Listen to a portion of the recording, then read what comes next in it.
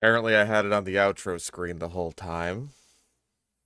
I apologize for that. That's something I always forget to do. I always forget to, switch it back to the intro screen. We call that in the industry, we call that a whoopsie doodle. Can we, which, which way is better to tilt the camera? There we go. There we go. Yes. Perfect-ish. Sort of. Hello. How's it going? We're here with our good friend, Sludge. Delicious, delicious sludge.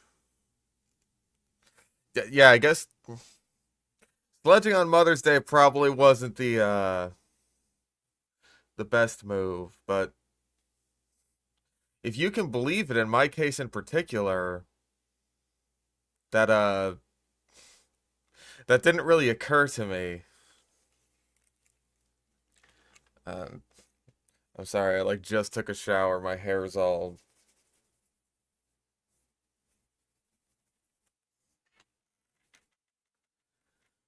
my hair's a bit flumpy.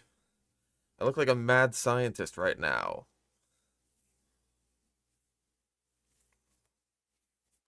I look like I've brewed up a horrid concoction. But the only cock I've got here are roaches. Did you eat all your little water doodads? There's still a couple left, but they're a little bit poopy.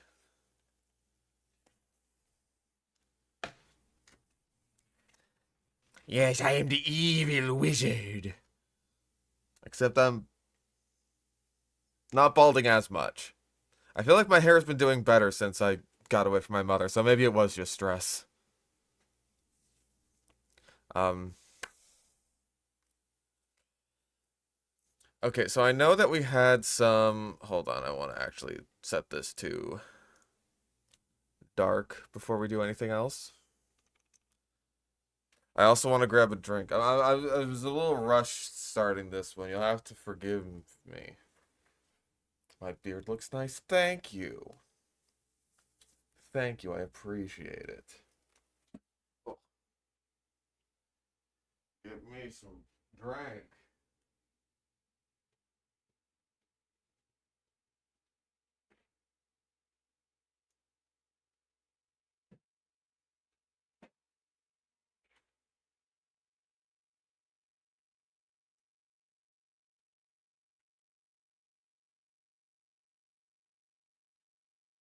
There we go. I know light mode. Disgusting. Oof. Yeah, I know there were the couple that we said we would do last time, and one of those was Be Amazed. Uh, that's just a bad. I don't want to look like I'm sinking. I'd rather look like I've been drinking. Hold up. You'd think I'd be better at this by now, but I'm not. Speaking of which, there we go.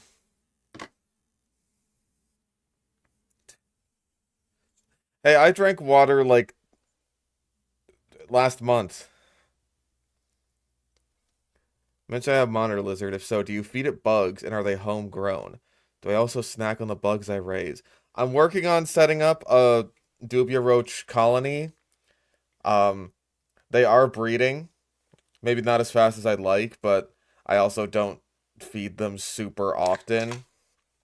Um, so I mostly leave those ones alone while they're propagating, and I'll just buy new ones. And I've never eaten a bug. I mean, okay, I've eaten bugs, but that was on accident. Hmm. I actually haven't fed him today. I should do that. And every time I feed Dimitri, Zuko comes up to his like the glass of his tank, and he'll be like, "Hey, it's my turn, right?" Like he knows that every time I feed Dimitri, he gets some too. Brandy, Brandy's doing good. Brandy, are you taking your little nap in your usual spot?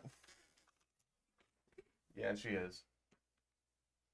She's taking a little nap. Let me just feed my lizards real quick.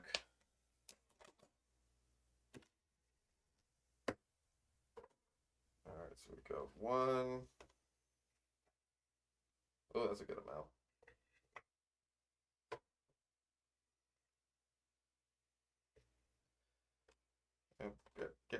Get in there. Get in there, you cocks.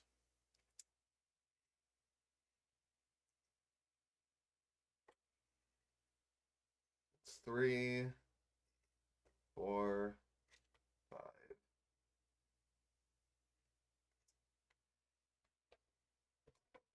6 is good.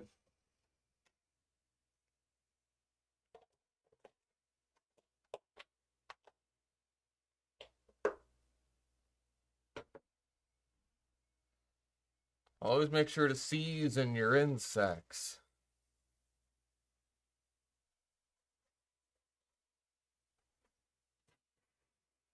Who's a happy boy? There's 1.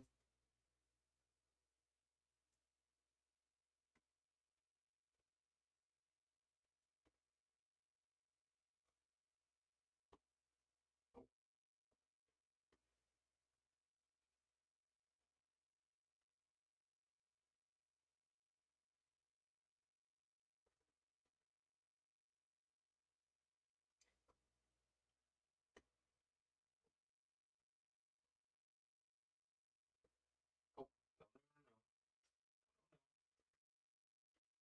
there you go.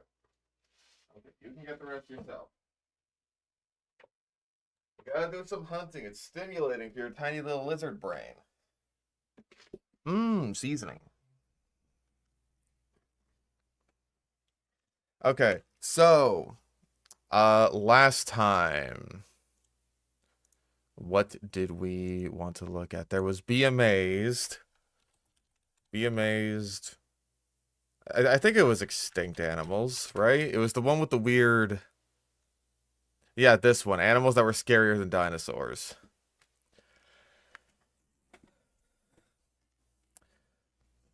I know that we wanted to look at this one last time. Yeah, 29 million views. I'm sure a lot of us have seen this image in our recommendations from time to time.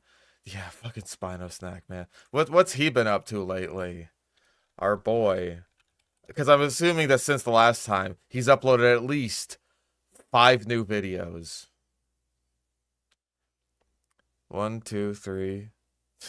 My God, there's so many. He does this so often.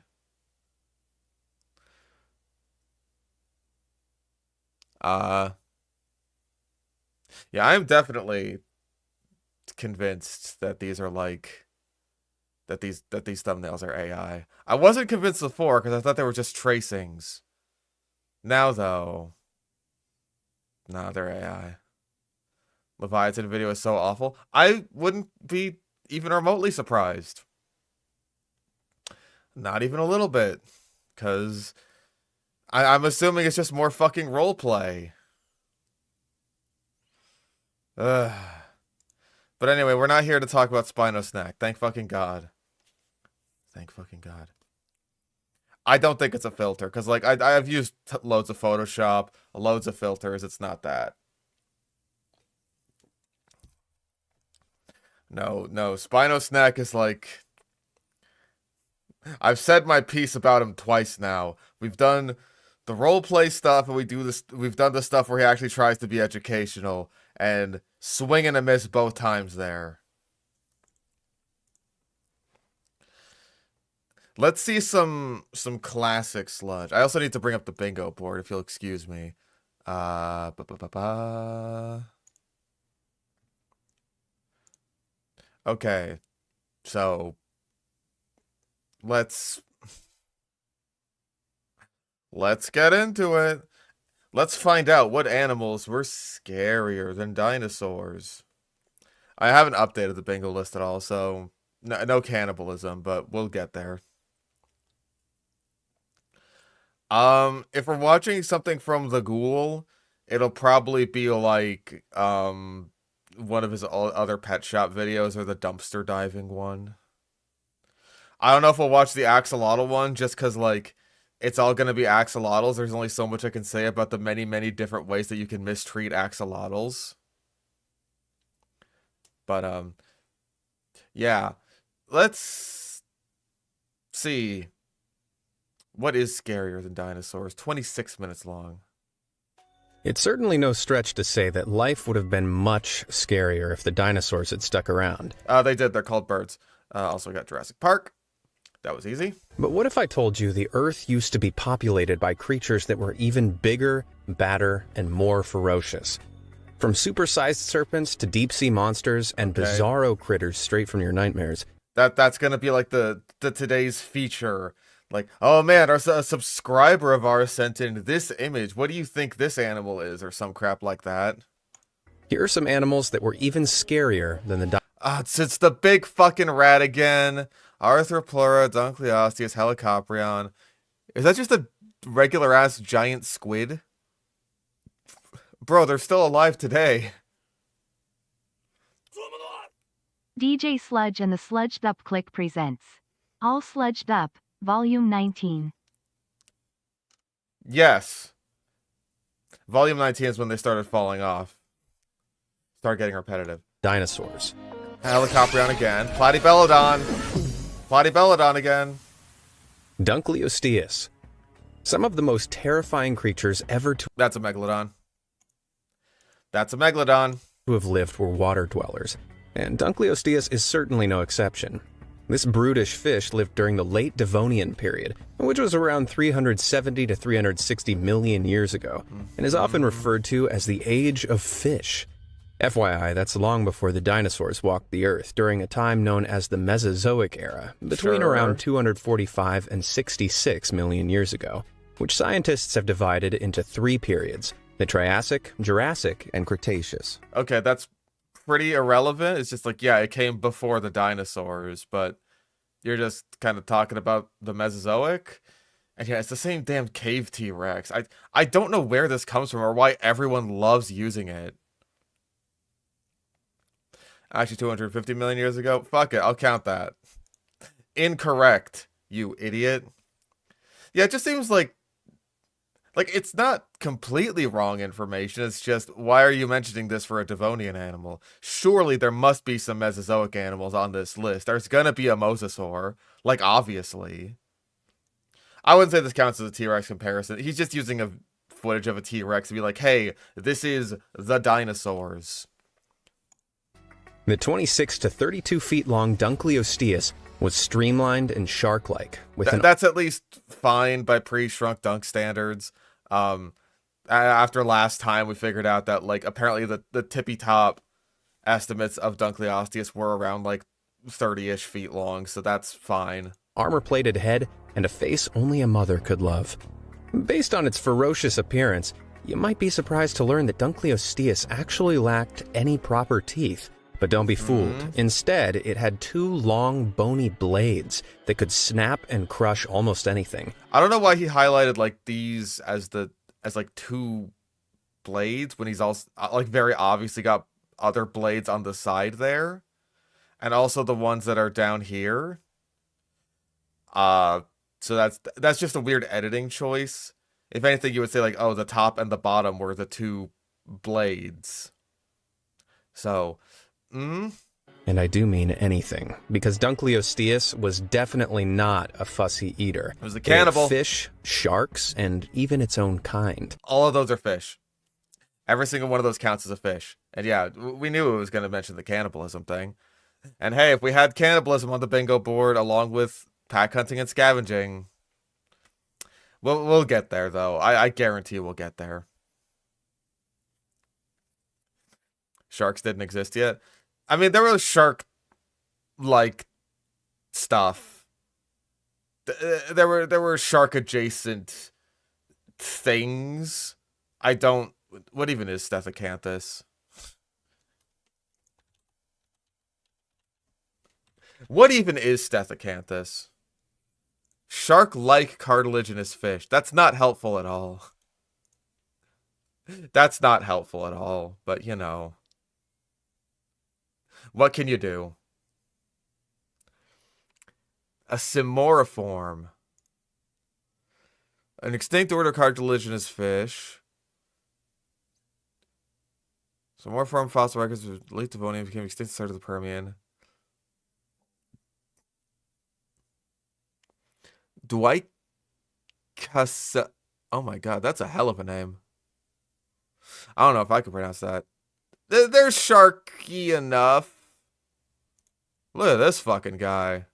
What a fucking dork. Future space. Still alive today. Cryptid mentioned. We had that one on the original bingo board, but like I feel like we took it off because it didn't come up all that often. But maybe it can make a return. Its fearsome fangs grew continuously and rubbed against each other as they did, acting like self-sharpening shears. To give you an idea of just how powerful its jaws were, scientists have speculated that He's gonna do the opening really fast thing. could generate up to 8,000 pounds of bite force per square inch. Wow. For some perspective, a lion's bite generates approximately 650 pounds per square inch. Dunkleosteus's fatal flaw was that it was so greedy that it often suffered from indigestion. Fossils of this prehistoric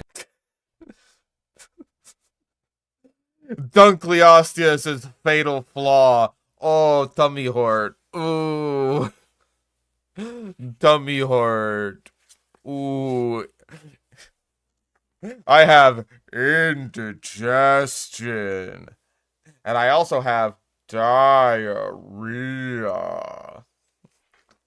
It was so fucking hungry that it ate itself to death. You can make that case for Zafactinus. Because, like, yeah, there's fossils of them, like, biting off more than they could chew. And, like, probably dying as a result of it.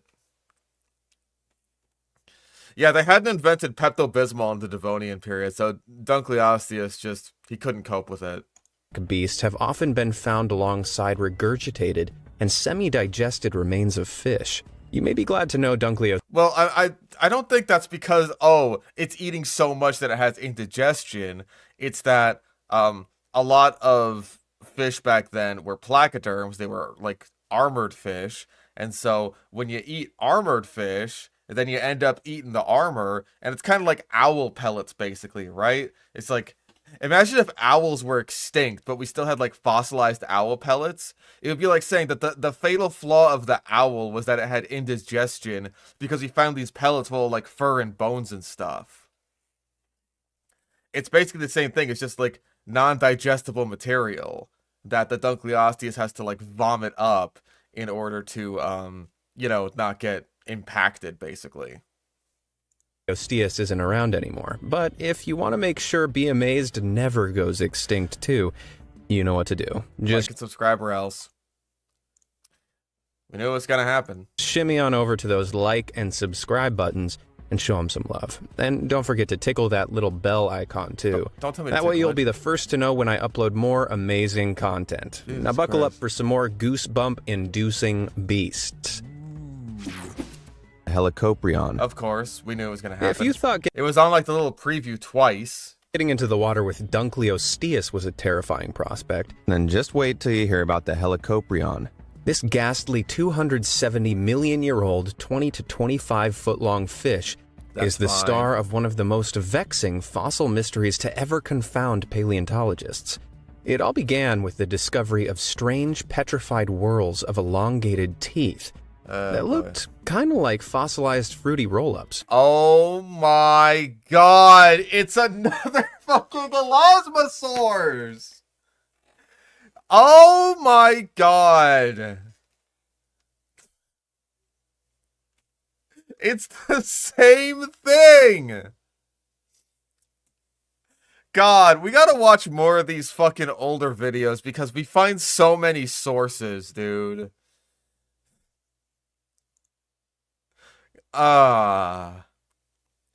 It's It's so unfortunately predictable, and yet somehow it catches us off guard every single time.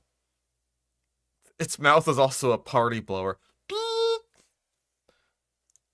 Russian geologist Alexander Petrovich Karpinsky coined the name Helicoprion in 1899 after determining that the strange fossils were actually part of a shark-like fish.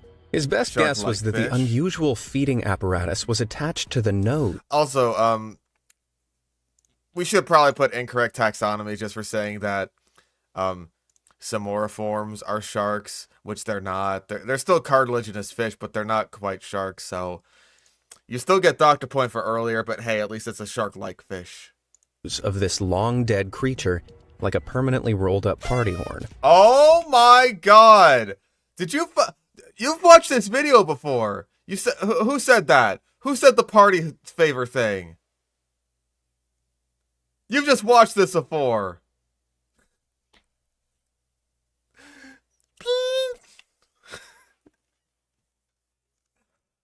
Good gravy. Its nose is a whip that it uses to whip its prey. If he says that next, then I'm convinced that everyone in chat just knows this video word for word. But the remains continued to puzzle paleontologists for over a century. God, remember Photoshop?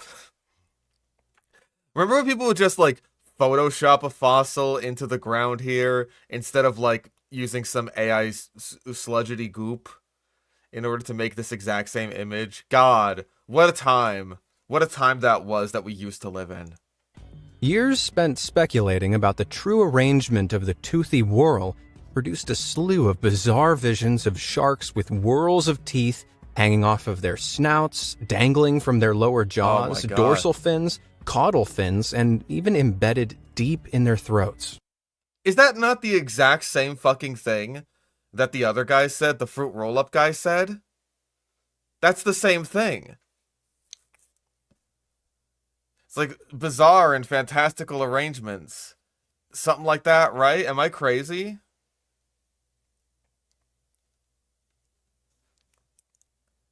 He said the exact same thing. Yeah, the fruit by the foot guy. Hold on, I'm checking. I'm gonna check. Give me a second. I like how the BMA's logo is still there. That managed to make it. It's one of my most recent sludges. Yeah, it's... Oh god, it's the one where the AI narrator was having a stroke. It's like the fucking dragon that you have to shoot up heroin to catch. It's like, oh, okay. Apparently that's what I was talking about.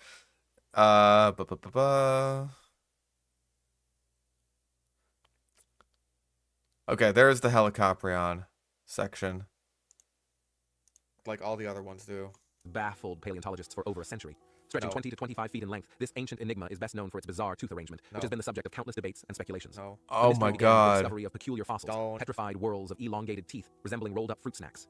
Yep, that's like exactly the same. Resembling rolled-up fruit snacks.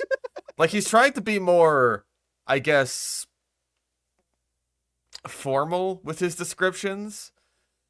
Certainly with his narration, right? Whereas BMA's is a bit more jovial, a bit more jokety joke. So this was by Mixed Phenomenon, the other one. Let's see. 15 animals scarier than dinosaurs. Mixed Phenomenon. Yeah, this one with the creature. This one is... Think dinosaurs were the ultimate predators? This was from only 2 years ago. The Earth... This is from only 2 years ago, whereas this one is from 5 years ago. So, 3 years later. Let's see, where is... There we go. Okay, so I want to hear about the fanciful arrangements. Petrovich Karpinsky Yep. christened the creature Helicoprion. believing the tooth whorl to be attached to its nose like a permanently curled party favor. Oh my god.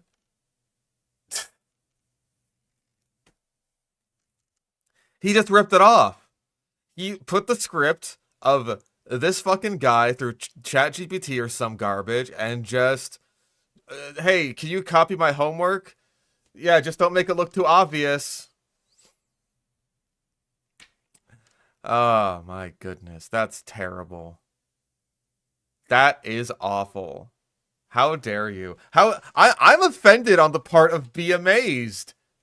And that's the fucking that's the goop we're watching right now. Not to say that this is like a 10 out of 10 video, but Jesus Christ, at least he was original with it.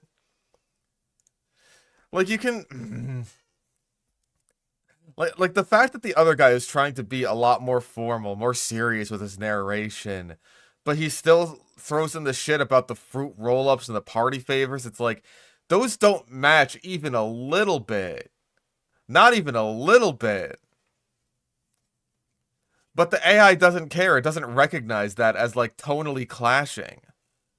So it's just like, sure. With your fruit roll-ups and your absolutely that'll go in your script. It wasn't until 2013 that a study led by Leif Tepanilla from Idaho State University correctly proposed that the coiled tooth row totally filled the lower jaw in a buzzsaw-like formation. As the fish aged, new teeth continually formed at the back of the lower jaw. God damn it, we're still doing this. Is this the Elasmosaurus for the fucking for the black hole teeth? Like there's no way, right? Oh, I have to look this up. This is such a common thing. Is this what's genuinely like believed about Helicoprion? Tooth whorl. Almost all Helicoprion specimens are known solely from tooth whorls, which consist of dozens of enameloid-covered teeth embedded within a single logarithmic spiral-shaped root. The youngest and first teeth at the center of the spiral. Yeah, youngest teeth, as in like the ones that are growing the most recently. At the center of the spiral, referred to as the juvenile tooth arc, are hooked, but all other teeth are generally triangular in shape, laterally compressed, and typically serrated. Tooth size increases away from the center of the spiral, with the largest teeth possibly exceeding 4 inches in length. Lower parts of the teeth form projections below the crown of the previous tooth. Lowest portion of the root below the enameloid tooth projections are referred to as the shaft lines. Okay, the fact that it says the youngest teeth are at the center of the spiral tells me that, like, yeah, they're growing first inside, like, the center. Which makes sense to me.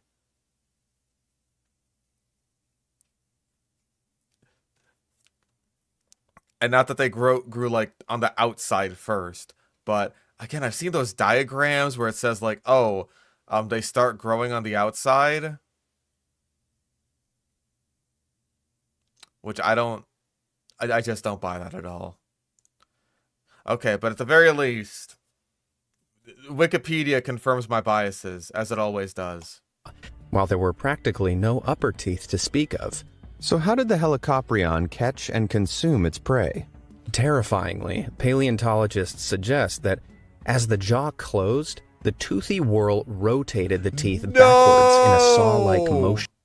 Who is saying that? You don't know how teeth work, my dude.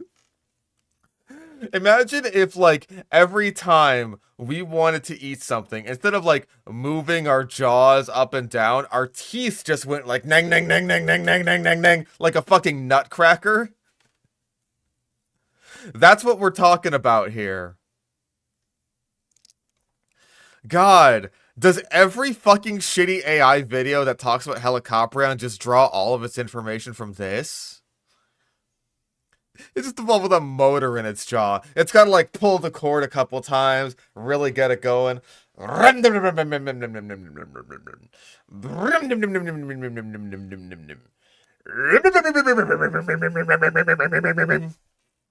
You ever use like a pull cord lawnmower? It's the same thing. Same damn thing. I hated doing that shit when I had one of those. What's it powered by? Fear. Fear of its prey. As if all that wasn't scary enough already, the largest Helicoprion specimen ever found had a 2-foot wide jaw. Oof, thank God this. A 2-foot wide jaw?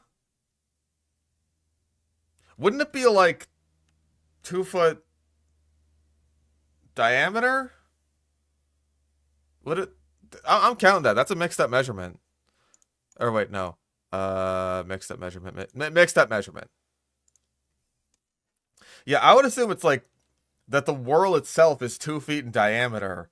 Because, like, if the jaw itself is only 2 feet wide for like a 25-foot long animal, that's not that bad. Like, you gotta understand, for modern day great white sharks who get like, I want to say like 15 feet on average, maybe 20 feet maximum, like an entire human could basically fit inside of a great white shark's mouth. Shoulders and all, and the shoulders are a real pain in the ass for a lot of animals, like snakes and stuff, right?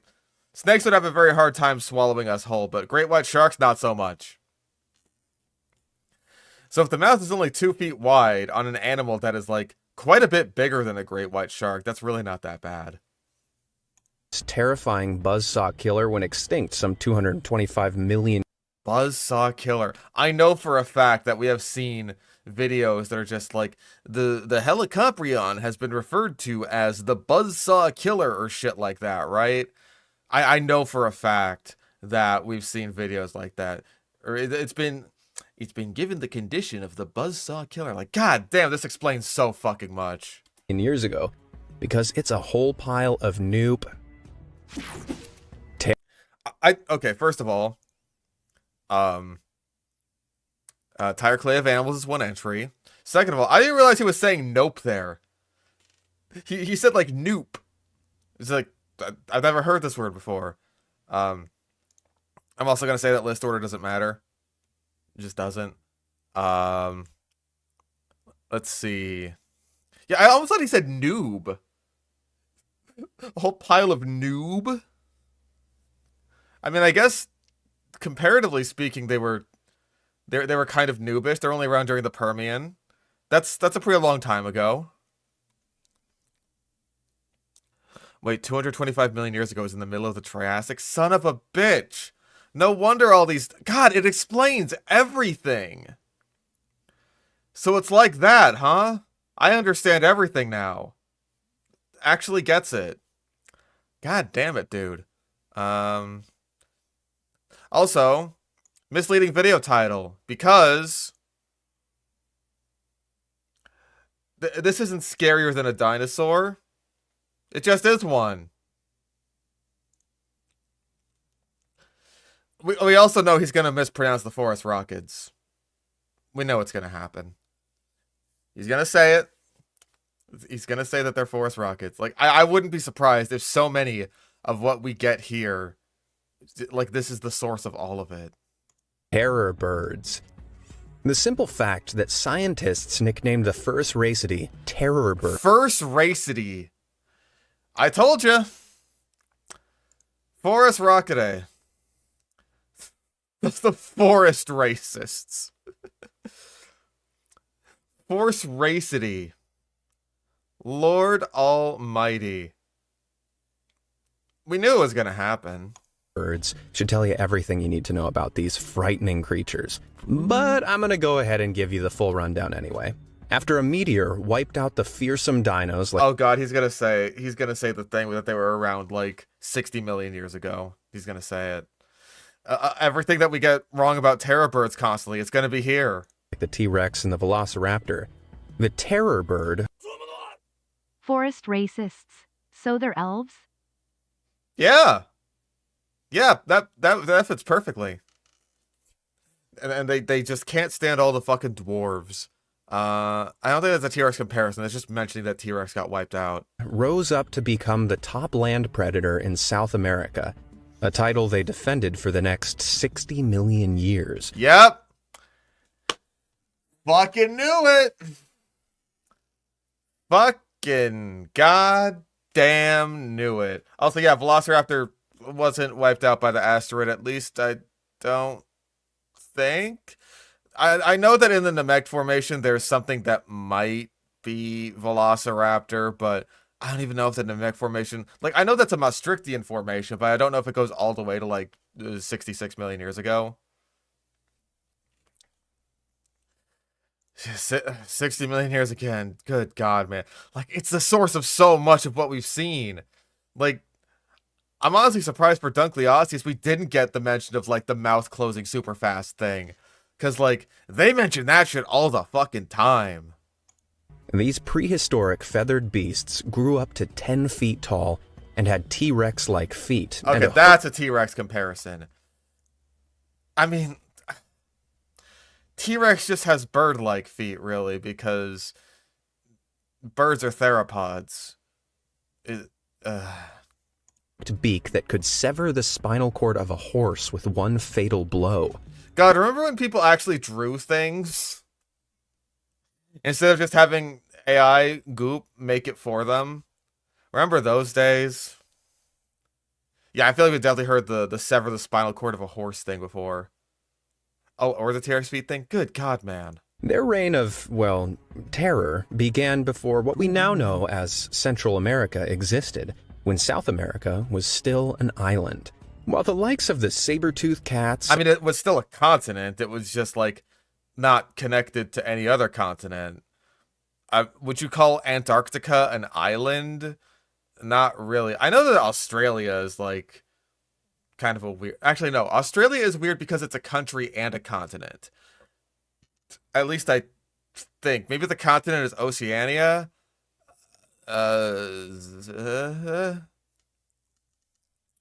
I feel like that kind of just... Maybe that's a Eurasia situation. But whatever. Australia is technically an island? Is it? I'm looking it up.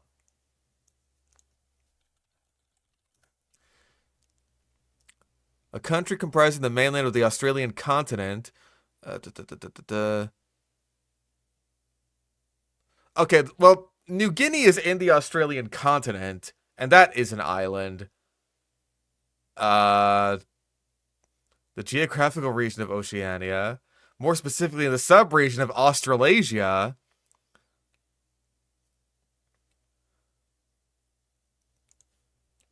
I think Greenland is the biggest island, right? Oh.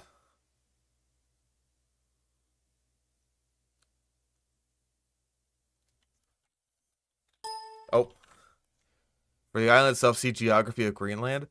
The largest island in the world. Okay, so I don't think that Greenland is bigger than Australia. It is not. So Australia is still a continent. Yeah, it's just weird. Australia is weird. Yeah, like all land masses, all continents could be considered islands because they're just land masses surrounded by water. So even when, like, North America and South America, like, they started touching tips, right? That still would have been an island by this definition. And wolves took over the job of top predators elsewhere. Most of the mammals in South America were happy herbivores. This provided the terror. I mean, except for like Thylacolesmilas, but and also, you know, Baryonychus isn't a mammal, but it's still a carnivore and it's still there. Birds with a smorgasbord of plant-munching animals to feast on without any competition. Oh boy. These swift-moving creatures were equipped with a... Bro, this Macrauchenia is... What is wrong with this poor guy? He's just like, oh, dude, just fucking get it over with, man. Just put an end to it. He looks like he's on fentanyl, dude. A pickaxe-like beak, which they used to strike downwards Oh! and fatally crack the skulls of smaller animals. Ooh, Ouch. ouch. But that's not all. Their What the fuck is this? Is that like a toxodon or something? What are you? He's got like a horn coming out of his forehead. Who's this guy?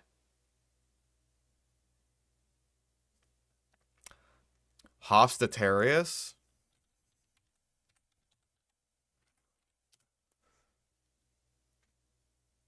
Oh yeah. Huh. Fair enough. That does look like him. Alright. Fair enough. I didn't know this guy existed. Bony heads could act as a giant meat tenderizer, and they would likely have used their enormous clawed feet to kick the living daylights out of their prey.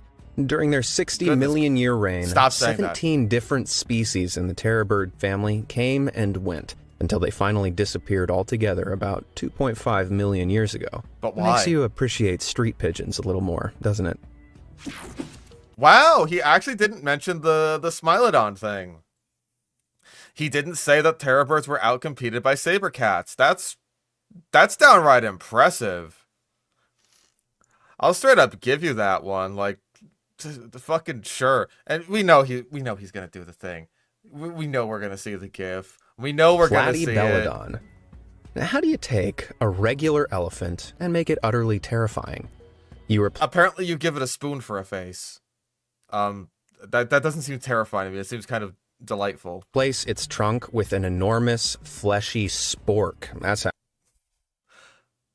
I apologize. Not a spoon, a spork. Wow. This fantastical creature. Also, it still has the trunk. Its bottom jaw is the spork. You're just wrong about that. May look like it was dreamed up by an imaginative 7-year-old, but travel back in time between 8 million and 20 million years ago, and you'll see for yourself that the Platybeladon was once as real as they come. This ancestor of the modern elephant had a strange jutting jaw that actually consisted of a pair of widened tusks, which, by the way, are just modified incisors. But what Hey, at least he could pronounce incisors. was the purpose of this bizarre tool? After all, animals don't waste energy developing worthless characteristics. The Platybeladon of D00M. Of doom. They call me the Platybeladon of doom, holds up spork. Here's the thing, right? Sometimes animals will spend energy on useless things. Like, we spend our energy making our appendix, and all that did was give me a big scare, make me go to the hospital, only to find out that I was just constipated. I was constipated in the exact fucking place where my appendix is, and it's just like, oh, whoops. Yeah, not to mention all the weird shit that's probably display structures, but maybe not. Like, I've mentioned this before. The thing with evolution is that you can get away with whatever the fuck you want as long as you can pass down your genes. As long as you can do that, you're good. As long as you get to fuck, then you can make whatever the hell you want. It doesn't have to be useful. It doesn't have to be practical. It doesn't have to do anything. All you need to do is be able to fuck. It just has to not stop you from fucking. That's it. When the Platybeladon was first described in the 1920s, it was thought that their lower incisors were used to shovel, scoop, dig, and dredge soft vegetation in aquatic or swampy environments. But in 1992, paleontologist David Lambert proposed that they were also used as scythe-like weapons that could slice through thick vegetation.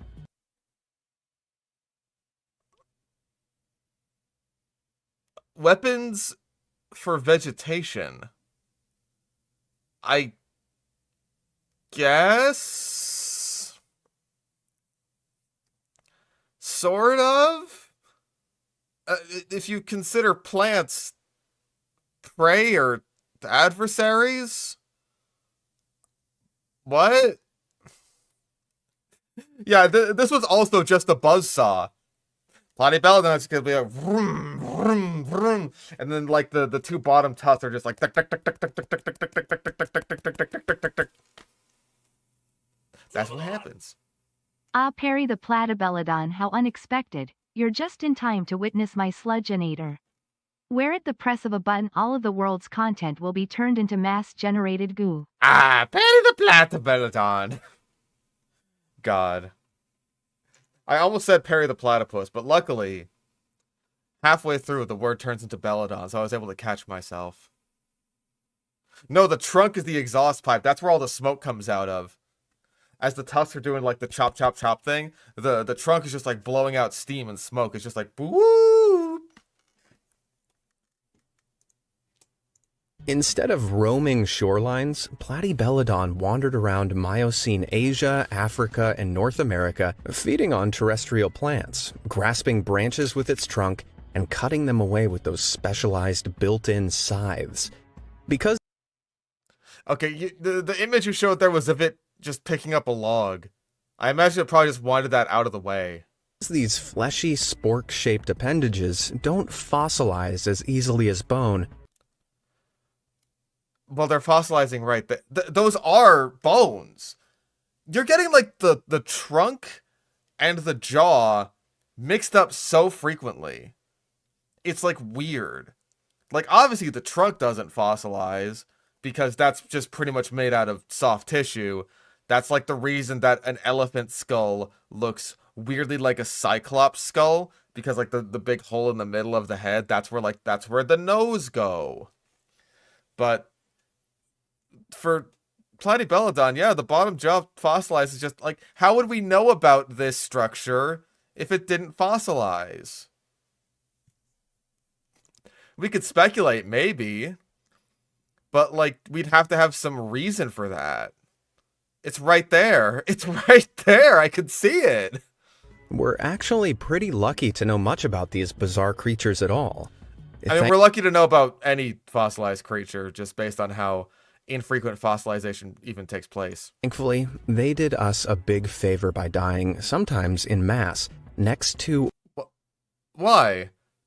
Wait, doing this, huh? or in rivers, which are prime spots for easy fossilization. Okay, I thought you meant like they were doing us a favor by dying at all because they're so terrifying, which, like, we didn't really get, even though it was huge / dangerous, it was an herbivore, which, thank God, I guess.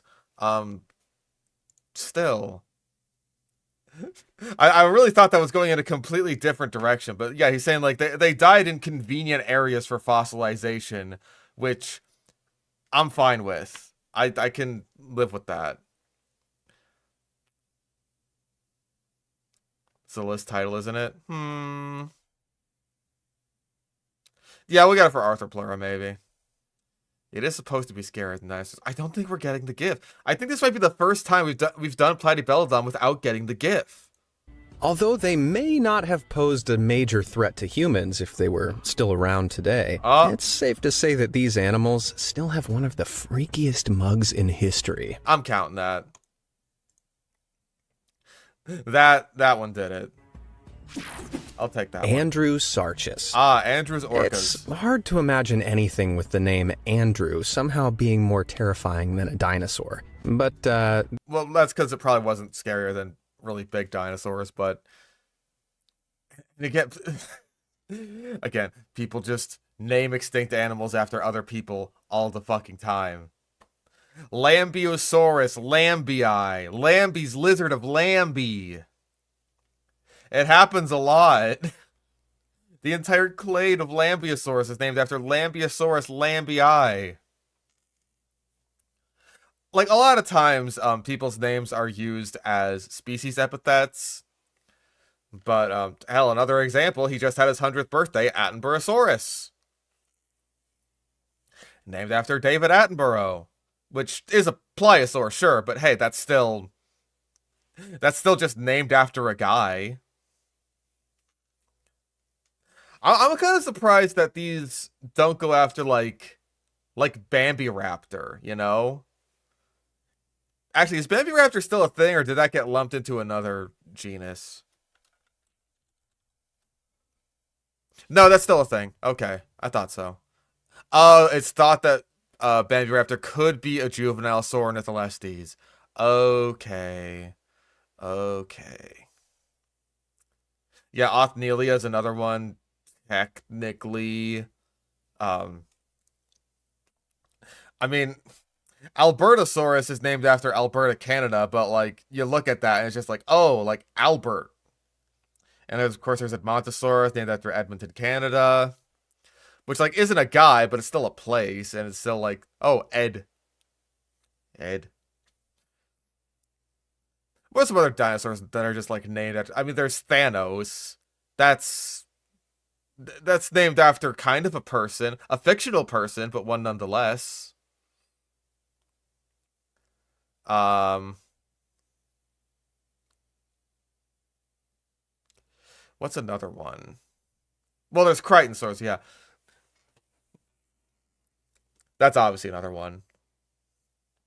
Um, I'm mostly thinking of like the first, like the genus name, not necessarily the species epithet, because species epithets are super common. There's like Cryolophosaurus ellioti, Allosaurus jamadsoni, super common. Hot Wheels Sisyphus. That one's just funny. Thanatos, Dracon, are Greek gods people? Yeah, Dilophosaurus weatherali. But like most of the time, I want to say pretty much all the time, if a genus is named after a person, it's usually named after their last name, as is the case with like Attenborosaurus and Crichtonsaurus and all that kind of stuff. And including Andrewsarchus, because it's not named after first name Andrew, it's named after Roy Chapman Andrews. Because that was just his name. This ferocious creature says otherwise. Although no complete Andrewsarchus skeleton has ever been found, part of a skull from one of these bad boys discovered in Mongolia in 1923 measured nearly 3 feet long. Expedition leader Roy Chapman Andrews decided that the animal must have been a carnivore because of its massive teeth, and named it Andrewsarchus mongoliensis. No. Because the person who actually named Andrewsarchus was not Roy Chapman Andrews himself, it was Henry Fairfield Osborn. He named it in Andrews' honor. He also named Tyrannosaurus Rex and Velociraptor, and Oviraptor for that matter, and he loved eugenics. We gotta bring that up every time. Our good friend, Henry Fairfield Osborn, friend of the channel, was one of the biggest proponents for eugenics in just the world. Also, yeah, he's got like a little critter here. Is that a kangaroo? I think it is. He's just chilling with a big kangaroo here. Yeah, friend of the show, friend of the channel, Henry Fairfield Osborn. I gotta get like a picture of him just on the wall over here. Just a framed photo of Henry Fairfield Osborn. After himself, of course. To this day, this is the only... Again, no. Like, as far as I'm aware, Henry Fairfield Osborn was a close friend of Roy Chapman Andrews. But, like, yeah, he didn't name it after himself. I don't know if you're allowed to name an animal after yourself, to be honest. Like, someone else has to name it in your honor, which is, like, a decently common thing. Now, Salmonella has one, of course. He has a spider named after him. Fucking one of these days. Specimen ever found belonging to this terrifying species, which roamed Asia some 45 to 36 million years ago. Well, I wouldn't put it all over Asia, just like in Mongolia where it was found. It's one specimen. Why are you saying it's over here in Japan? Andrewsarchus, Japan. During the Eocene era, paleontologists built up an impression of the rest of the animal's body using knowledge from its skull and its relation to another bear-like prehistoric creature called Mesonyx. The result is a... Okay, he at least tried with that. It's like, it's not Miosauchids. I don't know when it was determined that Andrewsarchus was more closely related to Entelodonts than Mesonychids. When was that? I feel like that was semi-recent. Classification. Initially regarded as a mesonicid. 2023, you and colleagues conducted a phylogenetic analysis of ungulates with a particular focus on Entelodon artiodactyls. Andrewsarchus was recovered as a part of the clade consisting of itself, Echinodon, Erlianhius, and all these other guys, and Entelodontidae. It's found to be most closely related to Echinodon and Erlianhiensis, with which it formed a polytomy. A cladogram based on their phylogeny is reproduced below. Okay, so that was 2023. So this was 2021. That's fair enough. That's not outdated. It was still believed at this time that Andrewsarchus was indeed a mesonicid. So that's fine. 16-foot long, 6-foot high vision of pure nightmare fuel. Oh, God. Oh, God. I can never hear the words nightmare fuel again because it's so closely associated with Sludge now. It's such an AI phrase now. They've co-opted it. It's painful. This heavily built, wolf-like animal walked on 4 short legs and had a long body and tail with hoofed feet.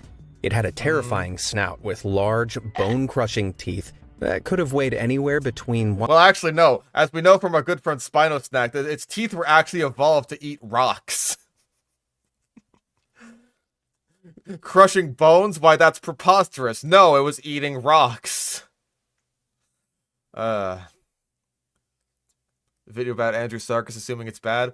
We're watching the 15 animals that were scared. Actually, how many is this? 1, 2, 3, 4, 5, 6, 7, 8, 9, 10, 11.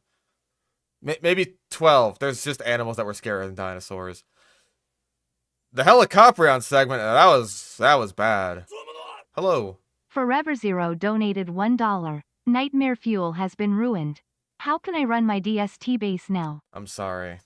It's just it's like the fucking not the hyphen. What is it called? The M dash. You can't use M dashes anymore because they're all AI. Only AI uses M dashes, you fool. You imbecile. 1,764 pounds to over 2,200 pounds. So, in case you needed any more reason to quiver in fear, this monumental size makes Andrewsarchus the largest known meat-eating land mammal that ever lived. Okay, wow, he actually specified that. I'm so fucking just glad that even after, like, Spinosnack, it's like, oh, thank God. He's not saying it's the biggest land predator ever. It is still the biggest ever. But it's not like the biggest land predator that ever lived. It's just like, yeah, land-based mammalian predator. Like, good job. Genuinely, good job. Not enough people specify that. Strangely enough, though, these hoofed beasts were actually thought to be more closely related to hippos and whales, both belonging to a larger order of mammals called artiodactyls. That's fair. Because Andrewsarchus is only known from a skull and a few other bones, whether it was an active predator or merely an oversized scavenger. Yes! Boom! That's a bingo, baby. Yes! You gotta know we're getting scavenging mentioned with Andrewsarchus. You gotta fucking know it. Is up for debate, but I certainly wouldn't want to take my chances. Titanoboa. Of course. If you're scared of snakes, now might be a time to grab a quick snack. Uh-oh. 60 million years ago, during the Paleocene epoch, in the swampy waters of what is now Colombia, there lurked the biggest snake that has ever lived. And just in case, we got another biggest ever right there. I still am so perplexed by people who are, like, terrified of snakes. Like, to such an insane degree that they can't even, like, look at one or perceive them. It's so fucking weird to me. That just doesn't compute in my brain at all. I'm not even remotely scared of snakes. So that just, like, doesn't compute to me at all. It's just like, you don't like snakes? Well, what about a really, really big one? Like, I know that's a me thing, but, like, again, that just doesn't compute in my brain at all. Like, at all. The Titanoboa. Clocking in at nearly 50 feet long and weighing a colossal 2,500 pounds, this supersized Big. serpent was 10 times as heavy as the green anaconda that rules those same stomping grounds today. That sounds about right. I want to say like top estimates of anacondas get around like 250-ish pounds. So if that weight estimate is accurate, then I'll say that's about fair. Like 10 times as much. I want to say that's right. So I'll let you have that one. Sadly, though, Titanoboa never went toe-to-toe with the T-Rex. Sadly, though. I mean, it wouldn't have even if they lived at the same time, because Titanoboa lived in Colombia and T-Rex lived in North America. So that's like a T-Rex Spinosaurus situation. Even if they did live at the same time, they never would have met. They're just in like two completely different areas. Yeah, I don't know what you mean by sadly. Like, do we just want to have like a big animal fight club? I guess so. Existing just a few million years after the fall of the dinosaurs, Paporex, obviously, we have to have him. That should go on the bingo board. Titanoboa reigned over the immense, swampy jungle where everything was hotter, wetter, and bigger than it is today. In keeping with this general theme of bigness, Titanoboa was so large that it pretty much defied the laws of physics. No. It was big. It didn't really have competition. It was big. Yeah, I'm counting that. That's overhyping. That's overhyping. You've screwed up there, mister. This count is repeating itself. He's just kind of overemphasizing the bigness. I'm counting that. I feel like we haven't had a meaningless statement, surprisingly. Maybe that was meaningless, like it defied the laws of physics, but we'll see how he clarifies that. You see, every living creature has evolved under the constraints of gravity. The only reason why ludicrously massive creatures like the 100-foot blue whale are able to exist is because gravity doesn't affect giants as much in the sea. Scientists speculate that this is what Titanoboa must have exploited to reach its enormous size. Well, that's not defying the laws of physics. That's just... Yeah, that's meaningless. Yeah, that's not defying the laws of physics. That's just, like, taking advantage of the fact that when you're really heavy, you can move through water a lot easier. I don't know why it's going pink right now. Maybe she's in love with Titanoboa. The creature was so outsized that it probably wasn't able to get around on land very well, and must have spent a large part of its time in the water. I mean, yeah, anacondas do that today. So, it's a pretty similar lifestyle. Behaving more like a water-dwelling anaconda, despite... So an anaconda... Anacondas spend most of their time in the water. Like, go to the zoo, look at the anaconda, it's probably chilling out in the water. Looking something like a modern-day boa constrictor. You know, anacondas are just big boas. Fuck's sake. Just imagine taking a dip in the river only to spot the skin of one of these enormous beasts on the bank nearby. Oh, jeez, Rick. It looks like there's a really big snake there. Morty, don't worry about it, Morty. It's just a Titanoboa. It's only a 50-foot long snake that's gonna eat you, Morty. Oh, man, that sounds really awful. No, Morty, it's great. It's great, Morty. It's gonna devour you whole. You're gonna be digested inside of it, Morty. What? That sounds terrible. Not for my new business, it's not, Morty. My new business of recording videos of people getting eaten by snakes. There's a huge market for this, Morty. There's a huge market for this on the fetish porn market, Morty.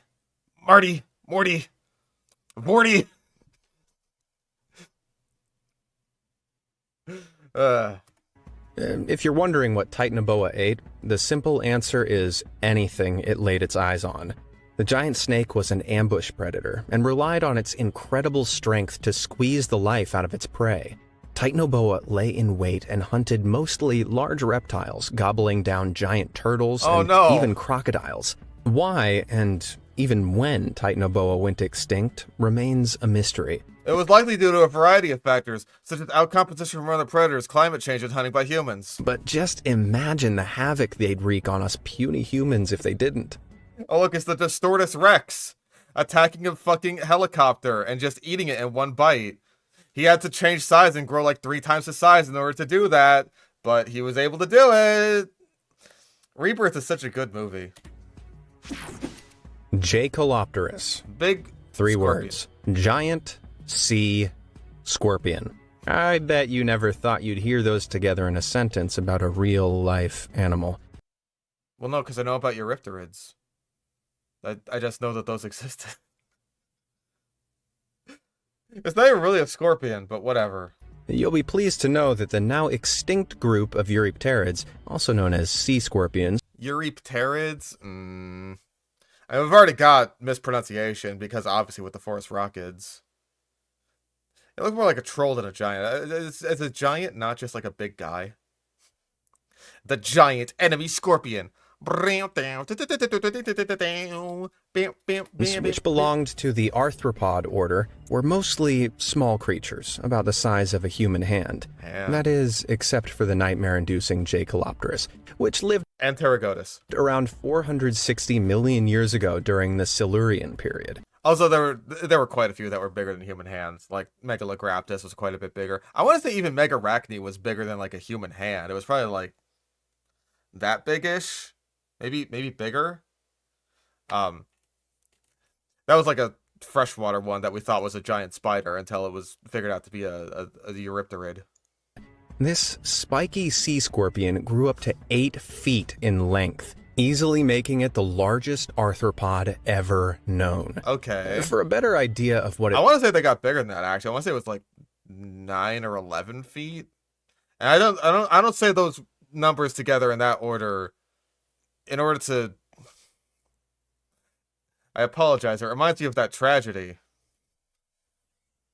That terrible tragedy that took place. It looked like. Just imagine those facehuggers from the Alien franchise, scaled up to huge proportions with the ability to swim thrown in. Except without all the other facehugger stuff. Like the everything. Its segmented paddle-shaped body was similar to that of the bizarre horseshoe crab, except, you know, much more giant. I'm pretty sure they're both chelicerates, but they don't really resemble each other all that well. Like, sea scorpions have the nickname of sea scorpions because they superficially resemble scorpions, you know? They got the big claws and the legs spread out on a relatively long body with a long tail.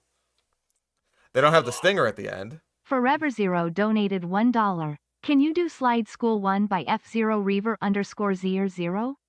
I want you to laugh at my childhood self's stupid video. Slide School 1? What? Forever 00? Is that it? Did I get that right? Or is it like...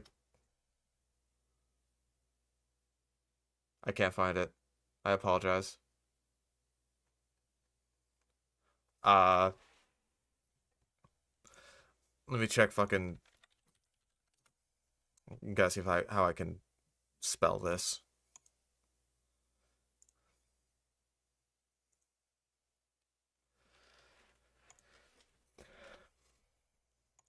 Like, is this even sludge? Is this goop, or is this just like something you made when you were younger?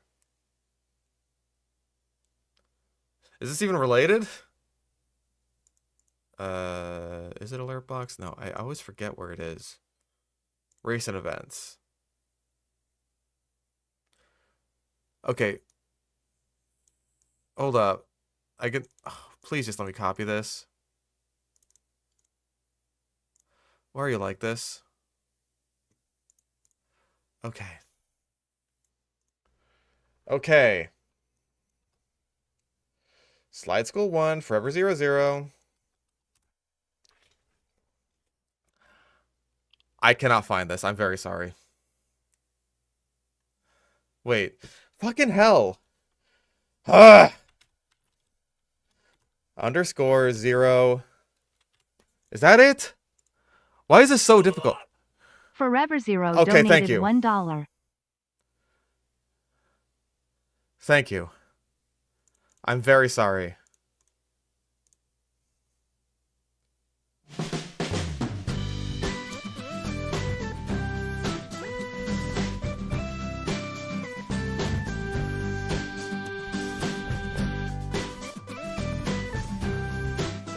Uh-huh.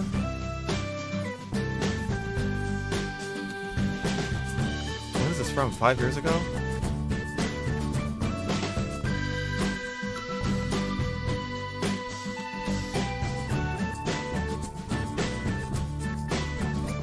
Uh-huh.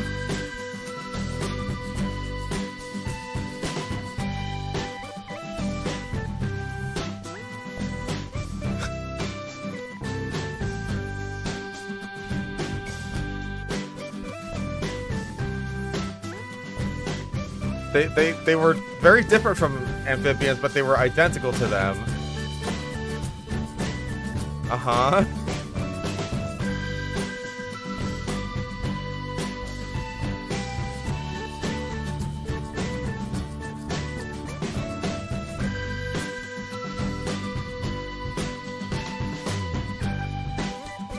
Yeah.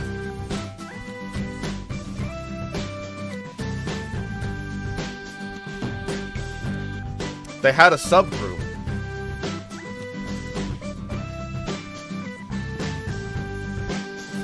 Foretold disaster. Use shelled egg amniotes.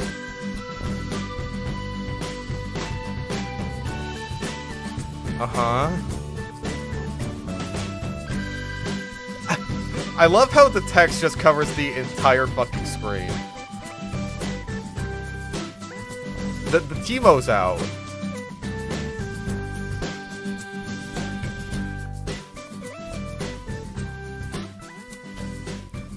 It's cold.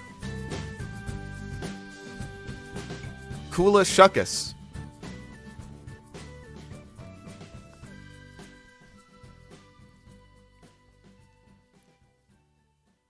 But wait, some scientists. Wait, are they still alive today?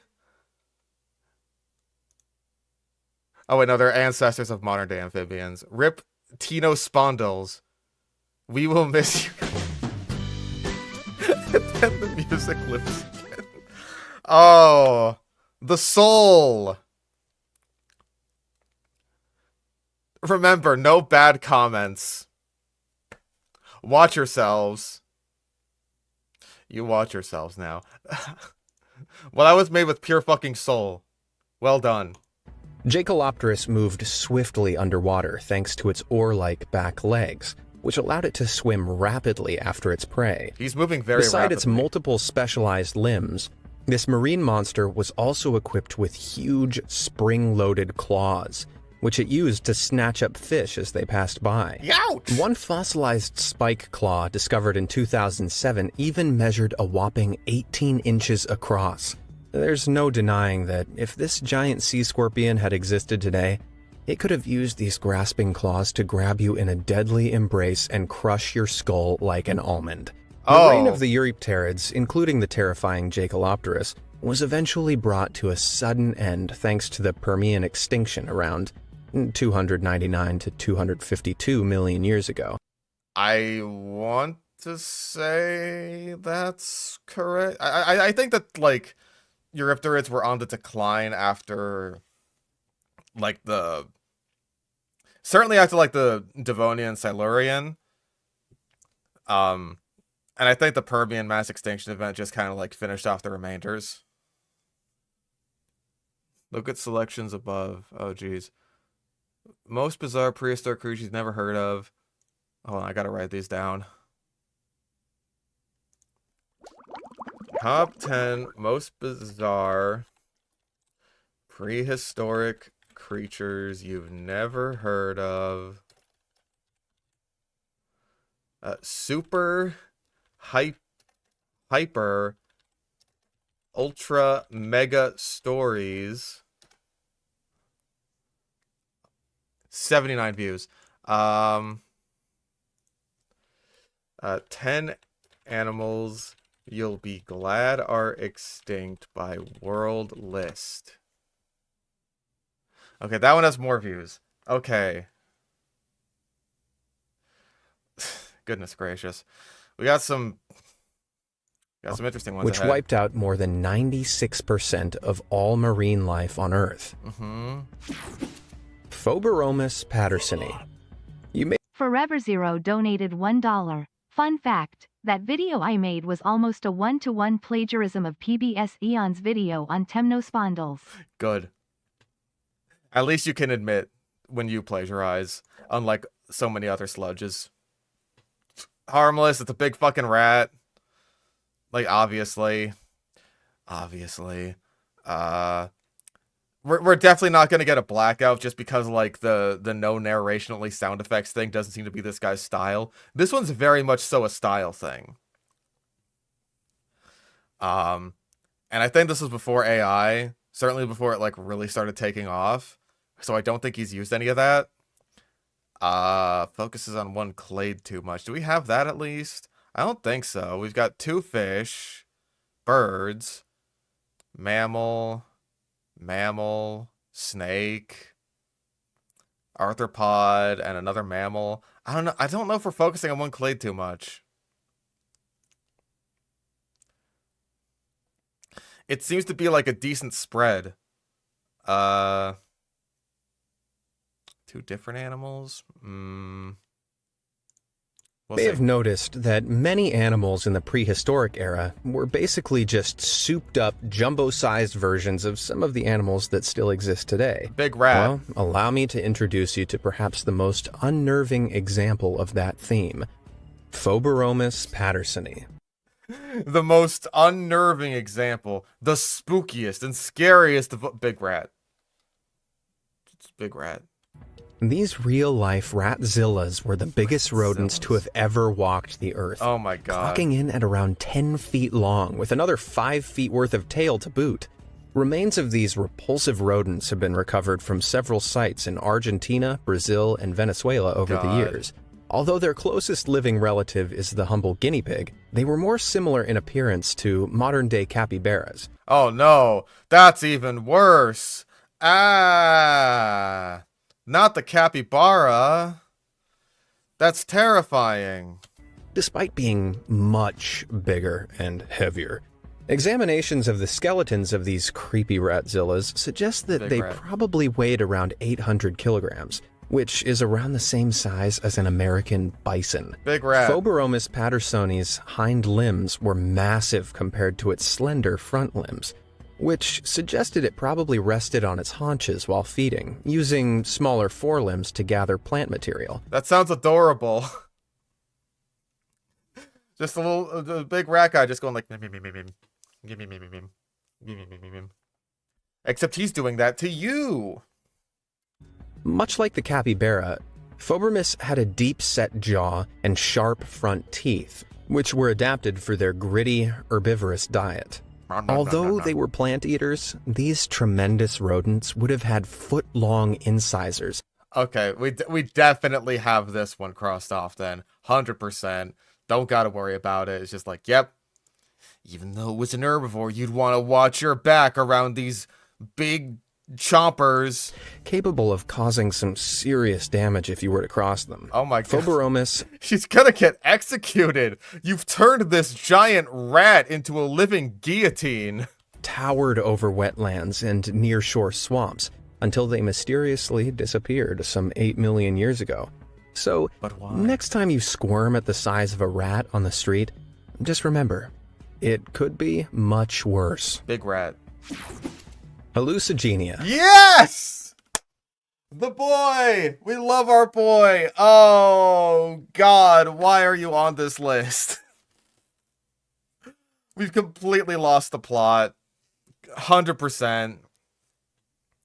100 fucking percent. Is list order 100% doesn't matter at this point. It didn't matter back then, it matters even less now. Oh, God. You know what? Fuck you. Fuck you. It's not scarier than a dinosaur. That's yet another bingo. We love hallucigenia in this household, though.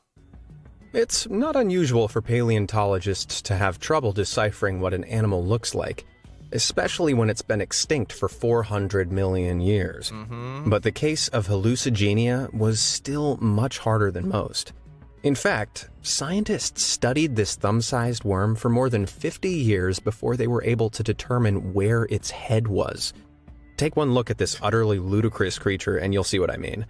Well, I imagine it's on the part with the little eyeballs on it. Back in 1977, British paleontologist Simon Conway Morris happened upon a bizarre half-inch long fossil that had been found in the Burgess Shale in the Canadian Rockies 66 years earlier.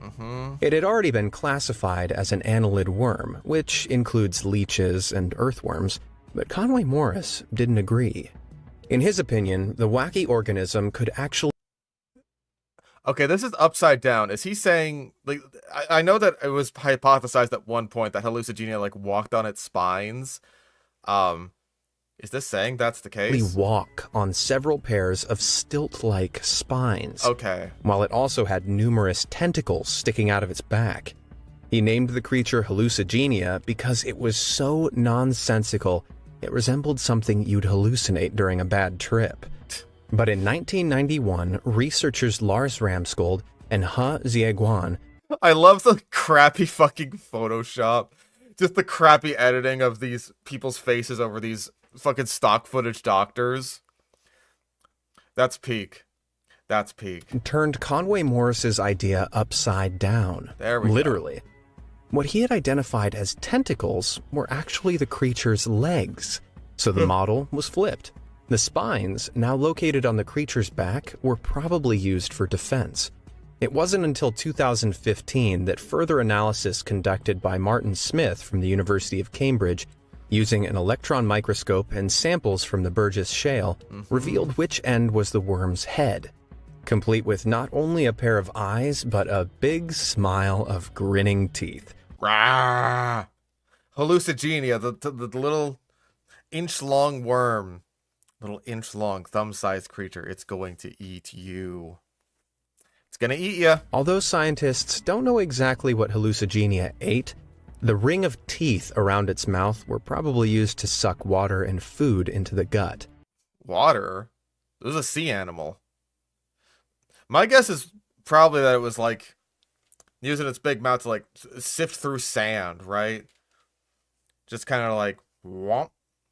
Take a bunch of sand, get all the little organic particles out of it, and then just like maybe it could be like sort of a sea cucumber thing where it like poops all the sand out, or it could just be like just kind of leaves it. Who knows?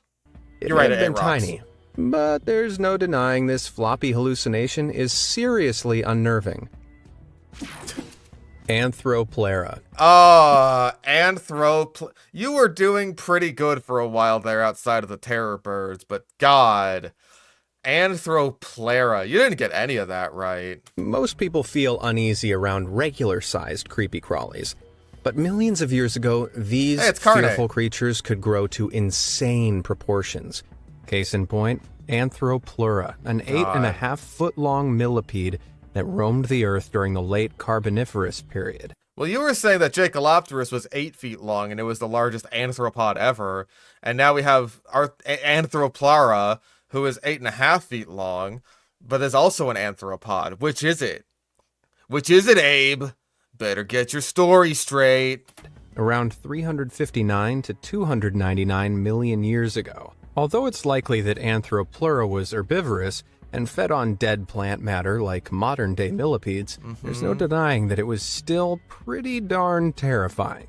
Yeah, it may have just been a detritivore, just walking around snacking on dead logs and rotting wood and stuff like that, but we should still kill it. Fossil trackways that have been discovered suggest that these massive millipedes could move at speed, undulating hundreds of huge legs with unnerving rhythm and swerving to avoid trees and other obstacles.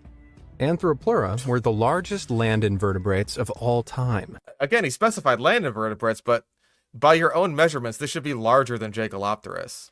Which means it's highly unlikely they had any natural predators. Their segmented bodies were so flexible, they could probably rear up to a defensive posture and look you straight in the eyes if they wanted to. These monumental insects went extinct soon after the end of the Carboniferous period, when the moist climate began drying out, dramatically reducing the rainforests that were their natural habitats. Okay, he's saying it's the habitat loss and not even necessarily to, like, reduction in oxygen content, which is very refreshing to hear. I'm fine with that. But why don't we have such massive bugs nowadays? I had to open my fucking mouth. Well, the leading theory is that prehistoric insects Okay, at least he said leading theory. That's fine. got so big because they benefited from the surplus oxygen in the Earth's atmosphere. Incorrect taxonomy, he called an insect. We already got that. We crossed that off ages ago. But yeah, he is wrong. This is a myriapod. During the period when Anthropleura lived, the rise of vast lowland swamp forests led to atmospheric oxygen levels of around 30%. That's almost 50% higher than current levels. So next time someone says climate change isn't real, just introduce them to this super freaky, supersized millipede.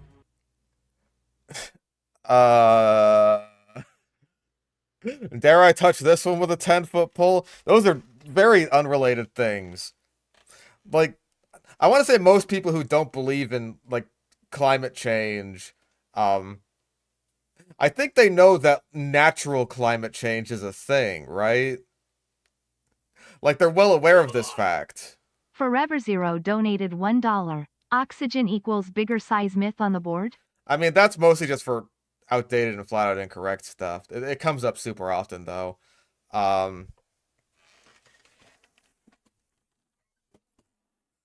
I want to say the oxygen connection is like a decently long-lasting theory. I know it was only pretty recently that it was, like, debunked entirely. But yeah, what people who deny climate change take issue with is the idea that, like, humans are the sole responsible factor in, like, rising temperatures and stuff like that. They're just like, hey, you know, the climate changes all the time. Like, they will use prehistory, I want to say, as, like, an example of that. It's like, hey, the Earth used to be, like, way hotter, or, like, back in the old days with the dinosaurs and stuff, it used to be way colder with the mammoths. Climate changes. People ain't got nothing to do with that. When really they're just the grifters sucking up to the corporations that are actually responsible for everything, because of course. Because of course. Mosasaurus. Obviously. If you're a fan of the Jurassic World movies, I'm not. you may already be familiar with the Mosasaurus, thanks to this awesome scene. Yes! Ah! Just when I thought we weren't gonna get it. Nice. Ah! Never been happier to see you, Jurassic World Mosasaurus. Never been happier to see it. Ah, fan-fucking-tastic. Brilliant. Will we get a size or speed overestimate, though? Because, like, outside of this little corner here, this little, like, T-shaped Tetris piece, that's all we got. I really didn't think we'd get that, especially so late in the video.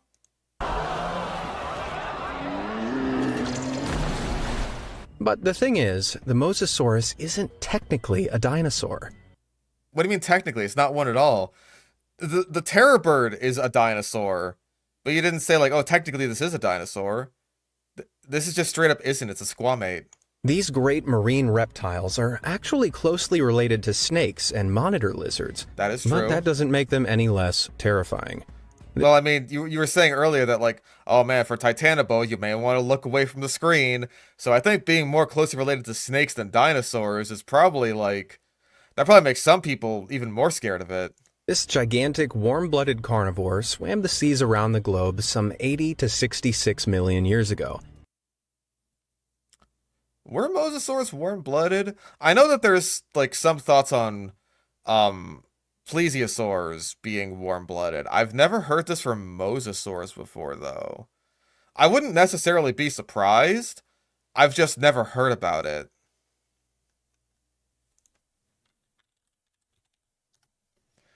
Hold up. Let me go for like... Okay, I see nothing about... Or ecto? No. Mesotherm?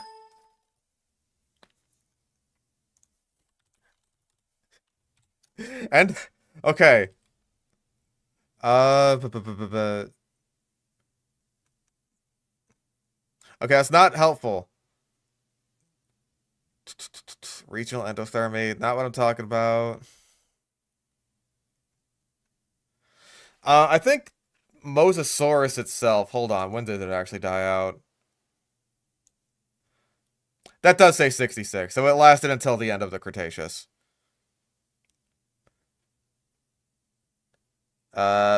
Maybe. Yeah, maybe it was just like gigantothermy. That's possible. Oh, here we go. Mosasaurus possessed excellent vision to compensate for its poor sense of smell and a high metabolic rate suggesting it was endothermic. An adaptation in squamates only found in Mosasaurs. Fascinating. Okay, so like that's why I was like a little taken aback by that, because I have never heard of any endothermic squamate before. Like honestly, alligator lizards like Zuko are probably one of the only close-ish examples I can think of, and even then, they're not really endothermic. They're just kind of somewhere in the middle. It's like they can, I want to say raise their body temperature, but they can't lower it. As opposed to like being able to, like regulate their own temperature a lot more freely the way like full-on endotherms can. Oh yeah, tegus, huh? Tegus are another one. They're also like sort of in the middle there. Though no complete specimens have ever been found, paleontologists speculate that Mosasaurus probably reached lengths of 45 to 50 feet That sounds and about weighed right. around 5.5 tons. That's bigger than the average city bus and heavier than 2 adult rhinoceros.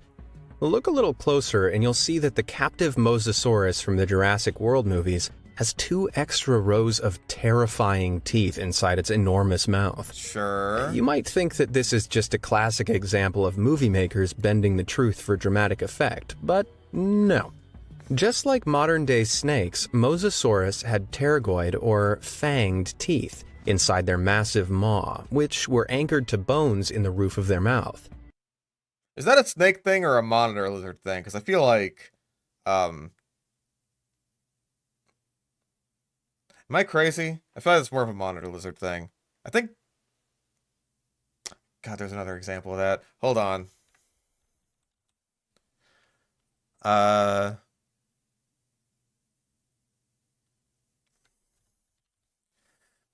Where are the pterygoid teeth? Are there... Is there like not an article for pterygoid teeth? There should be. A thing in both. There's not an article on Wikipedia for pterygoid teeth. Fascinating. Some snakes have like 4 extra rows of teeth or something. That makes sense for some like rear-fanged colubrids. I can believe that. These teeth, which were embedded in the fleshy tissue of their gums, made it easier to grip and swallow their prey underwater. I know that moray eels have sort of a similar thing going on, but that's less like pterygoid teeth at the roof of their mouth and more like kind of a second set of jaws at like the back of their throat, that whenever they grab onto something with the front jaws, then the second pair of jaws will come and just be like, oh, now I've really gotcha. It's kind of like the xenomorph in Alien, except instead of just like sticking it out of its mouth to scare you, it's like, it's making sure that it really grabs onto you. Because of their relation to snakes and monitor lizards like the Komodo dragon, it's even possible that they had huge forked tongues. Sure. But we may never know for sure because soft tissues rarely fossilize. Sure. It should come as no surprise that Mosasaurus were wildly successful predators. Stomach contents have revealed that these aquatic brutes ate ammonites, And also boats, apparently. bony fish, sea turtles, other prehistoric reptiles like Plesiosaurus, and even seabirds. Their fossils have been found on every continent on Earth. Okay, Mosasaurus itself is known from Europe and North America. Um, there's loads of mosasaur fossils from all over the place, like including in like North Africa here. That's where like Prognathodon are found a lot. Like that is like 100% what these teeth are from. These are from Prognathodon. I have like the same things. Hold on. I can show you. I can show you.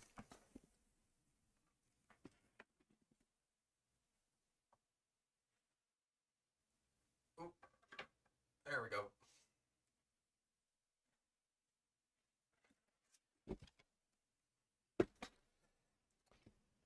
Yeah, I got like the same basic thing here, except that one I think is probably like an actual mosasaur jaw in the Matrix. This is these are casts, but the teeth are real. And this is from Morocco, which is where like a lot of super cheap fossils come from. This whole thing was only 20 bucks. It was only 20 bucks. That's because it's not like real jaws. If this were real jaws, this would cost me hundreds of dollars. I've seen some for sale, like Halosaurus or Globidens partial jaws for sale, and they cost hundreds of dollars.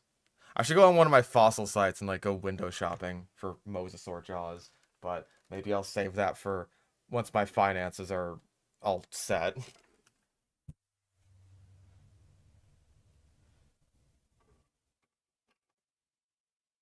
There we go. I want to say most of my fossils are from Morocco. Like my mosasaur teeth, my trilobites, my fish, my Spinosaurus teeth, uh, my shrimp. Yeah, a lot of my fossils are from Morocco. You want fossils? Go dig them up for free? True! I have done that in Utah before.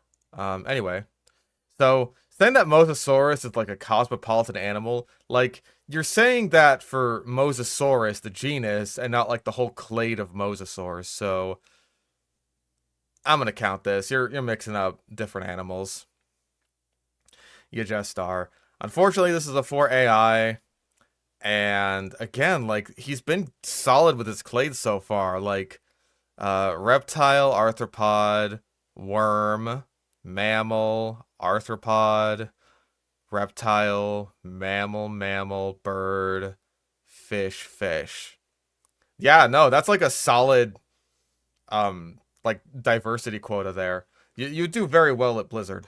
Earth, even Antarctica. They even became the dominant marine predators during the Cretaceous period, until the KPG extinction event that ended the dinos wiped them out too. Whew. Okay. Triassic Kraken. Oh, no.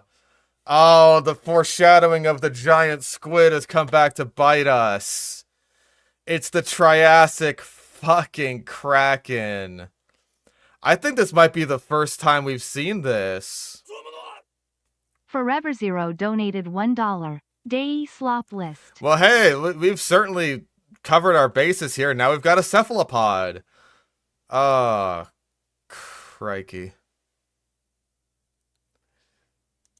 Okay, so basically, as far as I'm aware, the whole deal with the Triassic Kraken is that there are these kind of circular fossils that keep getting found in like Triassic formations, or like maybe not even keep being found, but like a couple of them were found.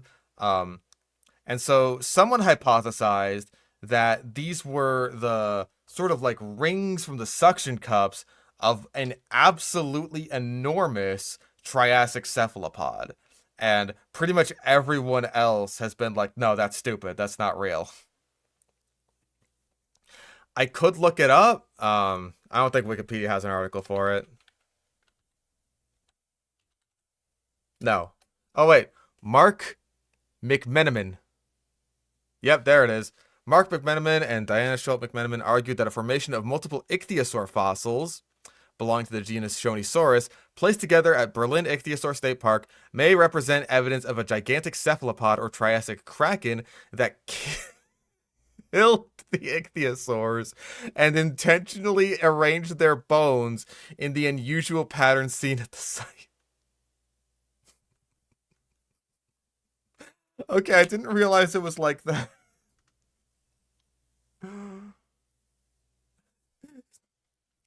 I will take all these bones and I will place them here to confuse the paleontologists in the future. I am a genius. uh so nowadays, very recently there was a Cretaceous giant cephalopod called, I believe, Nanemoteuthis, which comes from the Cretaceous period. I want to say in the Western Interior Seaway. I might be totally wrong about that.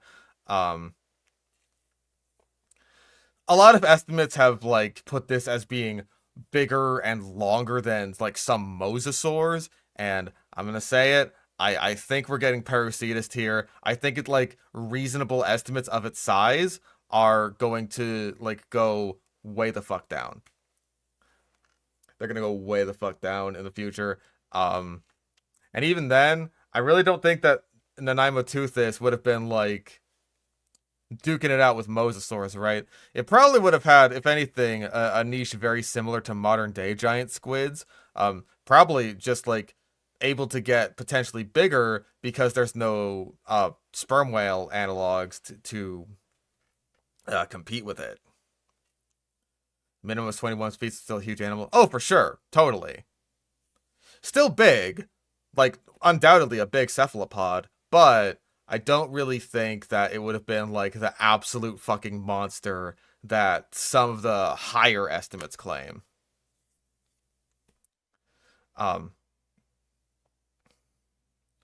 Patasaurus is a sperm whale analog. I think if that were the case, then we would probably see like adaptations similar to what sperm whales have. Not necessarily that like a mosasaur would need echolocation in order to like find giant squids. Just like more so for like deep diving, right? But yeah. So there are still big Mesozoic cephalopods, but the Triassic Kraken is not real. It's just not. I'm very sorry. And I'm very sorry to you, Mr. Be Amazed Man, because yeah, your number one entry is not real. For centuries, fishermen have told tales of a terrifying sea monster capable of capsizing a ship and gobbling up its crew, the Kraken. These humongous... Oh god, that's why that image... I thought it was gonna be like, oh, today's featured pick.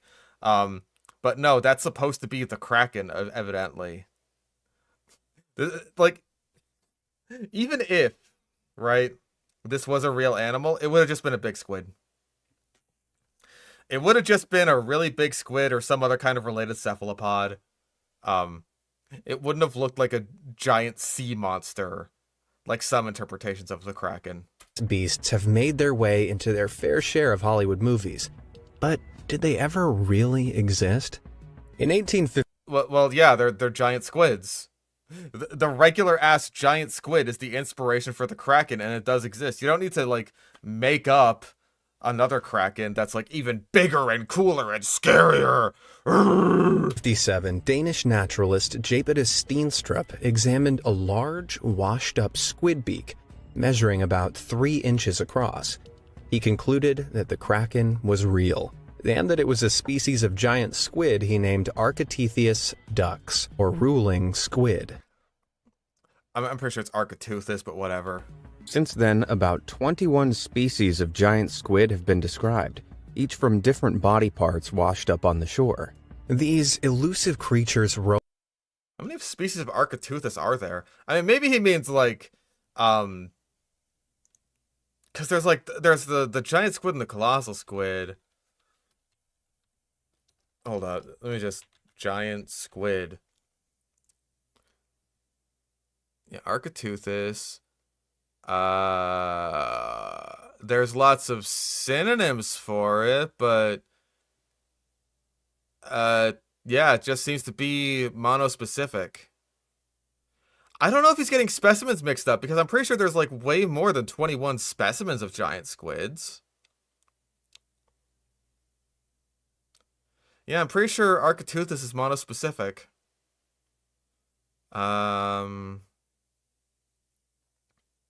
Yeah. So that's just wrong. I really have no idea what you're talking about here. Yeah,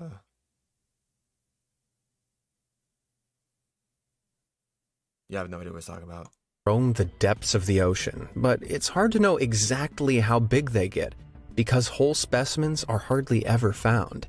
Some estimates suggest that the colossal squid, the largest living species known only from beaks found in sperm whale stomachs, might weigh up to 1,500 pounds.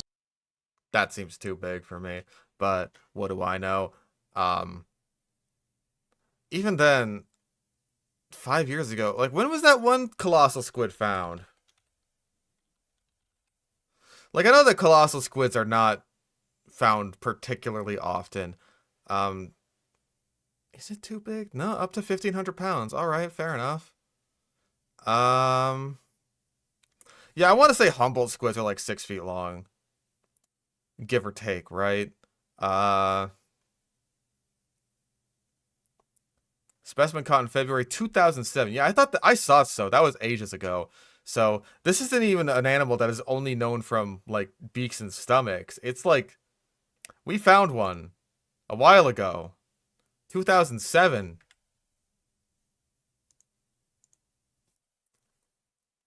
You're right, I'm not a squidologist. I'm very sorry. And reach 33 feet in length. It may not be a squid of kraken-sized proportions, but did such a beast once lurk in prehistoric waters? Oh boy. Well, Professor Mark McMiniman of Mount Holyoke College in South Hadley, Massachusetts thinks so. One guy According thinks to McMiniman, there could have been whopping 100-foot squids in the early Triassic period that... Okay.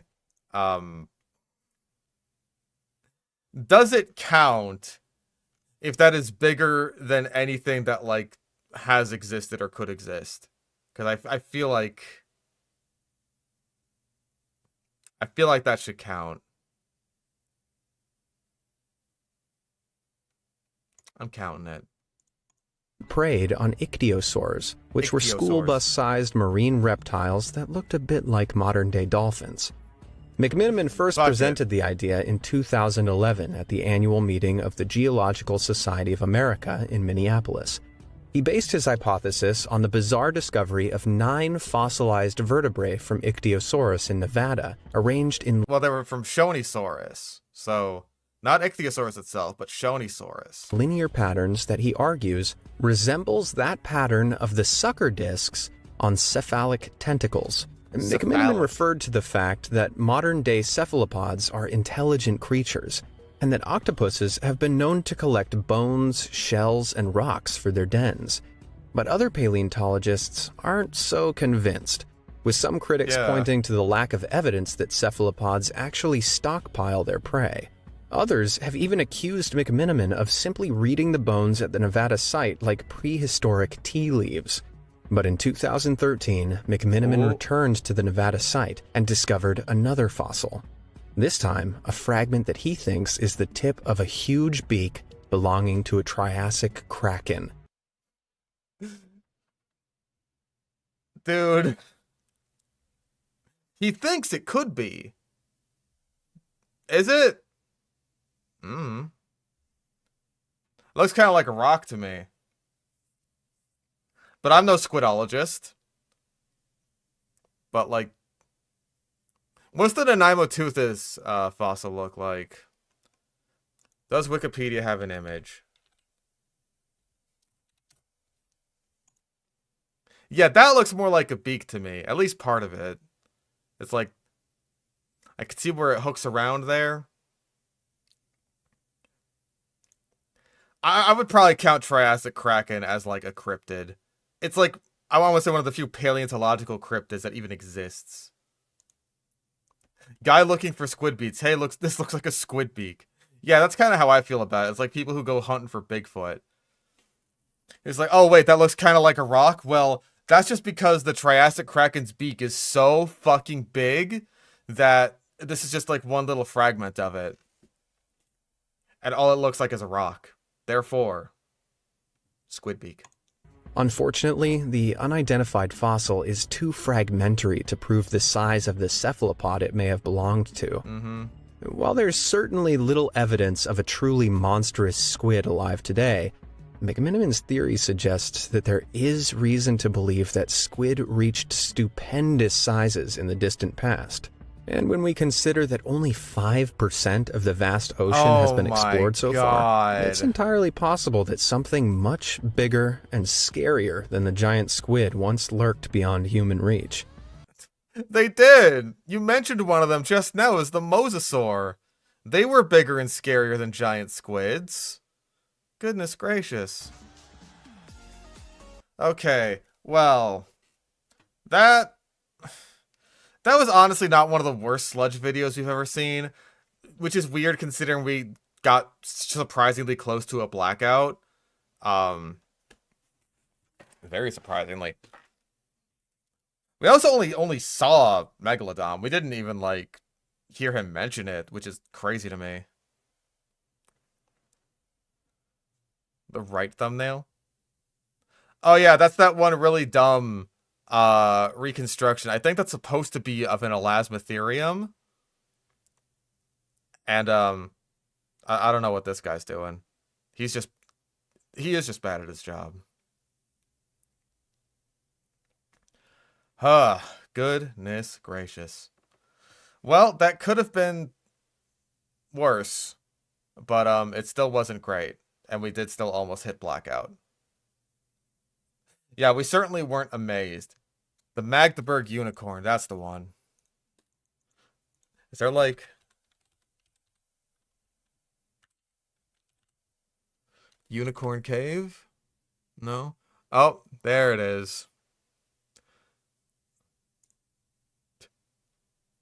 What a freak. What a critter.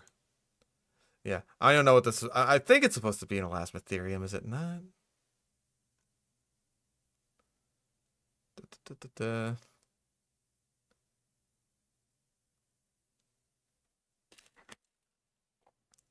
Yeah, it's crazy how wrong he was before the advent of AI sludge.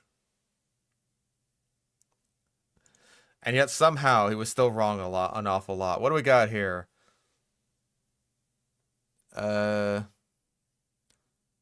Squids rarely fossilize because their bodies have a very high percentage of ammonia. No, they rarely fossilize because they don't have bones.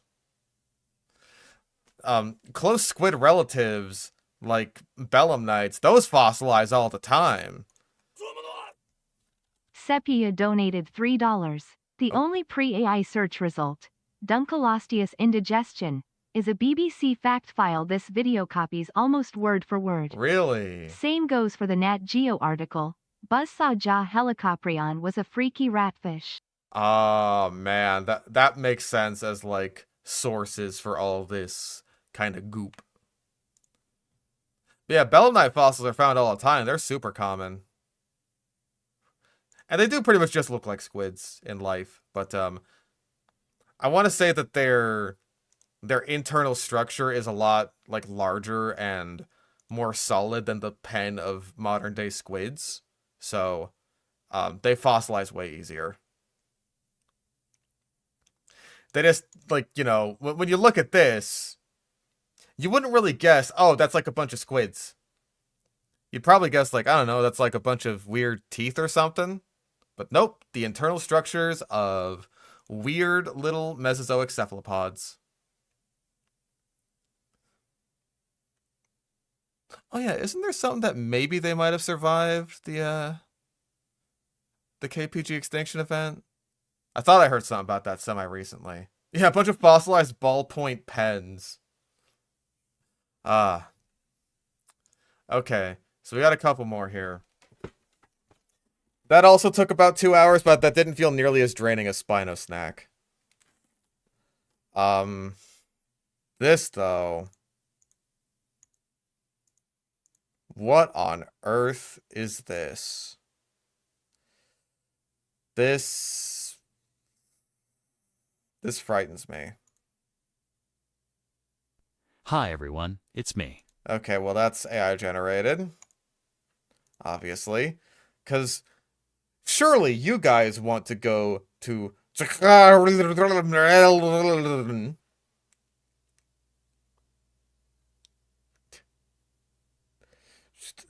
we all want to go there. We want to go see the creature and this thing. And we want to go take a look at the exhibit.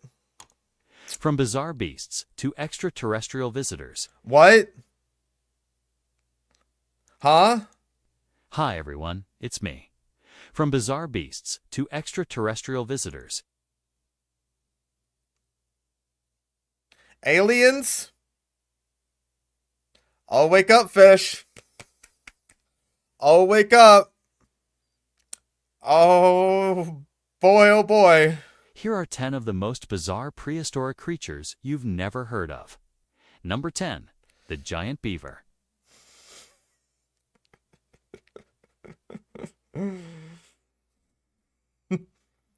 God. It's just like prehistoric planet Ice Age. Even the sludge hates using scientific names. Is this going to be the big capybara? Is this going to be big chungus, big rat? Or is it going to be something different? When you think of beavers, you probably imagine small rodents busily working on dams in slow-moving rivers. Beavers are pretty damn big by rodent standards. So, small rodents is weird to say. But there was one beaver that would make any modern-day beaver look like a pipsqueak. Did you feel proud of yourself for generating this? Did you feel proud? Look, he's like a prehistoric beaver. He's wearing a little hat, and his little beaver friends, they have little hats and vests, and they're building in dinosaur times. The giant beaver, also known as the gigantodon. A gigantodon? That sounds like the most generic prehistoric name ever. That doesn't exist. What? That does not exist.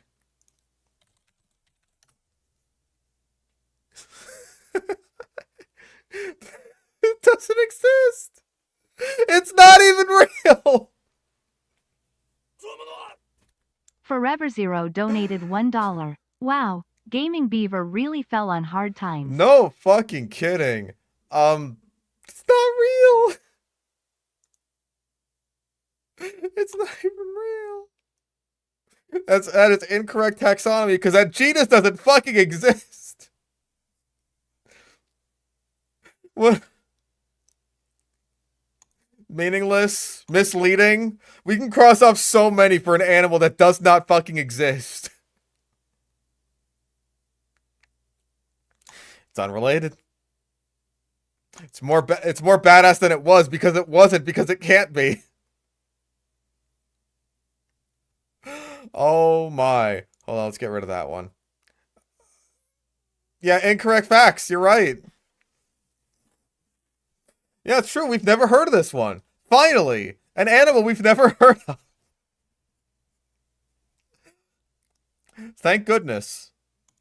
Is an extinct species of beaver that lived during the Pleistocene epoch from around 2.6 million to 11,700 years ago. What is this shit, by the way?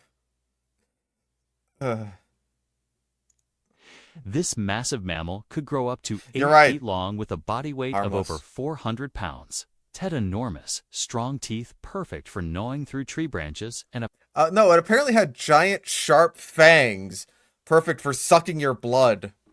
This beaver was a huge proponent of Dracula's scrape and lick method. powerful tail that may have been used for swimming. These prehistoric giants were found in North America, Europe, and Asia. But they No, they weren't, because they didn't exist. disappeared during the last ice age. Many scientists believe that climate change and the It shrinking was likely due to a variety of factors, such as climate change, outcompetition from other predators, and hunting by humans. of its habitat caused their extinction. No. 9. Coelophysis. Okay, Coelophysis, butcher pronunciation. Also, I've heard of Coelophysis. I've seen Walking with Dinosaurs, and When Dinosaurs Roamed America, and I've played Jurassic World Evolution. No, 9. Also, this is a horrible Coelophysis. It looks like it's... No, it has 5 legs. 5 legs. 2, 2, and then the third one here. I was gonna say it looks quadrupedal, but not so, because it has 5 legs. Imagine a creature that looks like Oh man, don't you guys want to go to Jonaksarud? a cross between a crocodile and a kangaroo.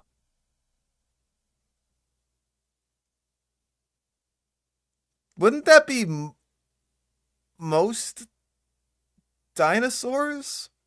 You're going for like a scaled biped thing, right? A little bit of a Diogenes situation here, right?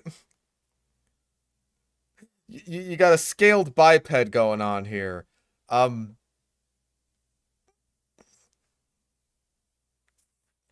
could apply to so many things. Behold, a man. And you've got Coelophysis. Coelophysis. This unusual animal is part of a group of Ah, yes. Inweavesus. I'm so glad they've decided to label the creature back here. Now you can see it's Quinto, and it's Rude, and it's Sino... archosaurs, known as the Rusukians, which What? No!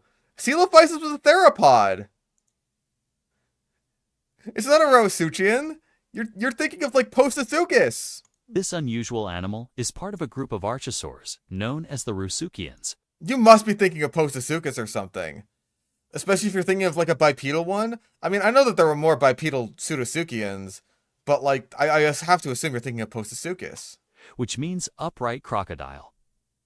Coelophysis lived in what is now South America during No, it didn't! It lived in North America! It lived in, like, Arizona. There's a huge bone bed. Yeah, 100% mixing up different animals. That's a very fast bingo. What on earth? the late Triassic period, around 230 million years ago. Better pronunciation. This got that. carnivore stood about 6 feet tall at the hip and was 20 feet long. Okay, this says Jurassic World. I'm counting that. I'm just straight up counting that. What are you thinking of? Is it Saurosuchus? How tall was Saurus? I want to say Saurosuchus was around like 20 feet long. That's from Argentina. That's from South America during the Triassic. This was quadrupedal though, I want to say. Yeah, 18 to 23 feet in length. One of the largest Suchians rather. Strongly convergent with theropod dinosaurs.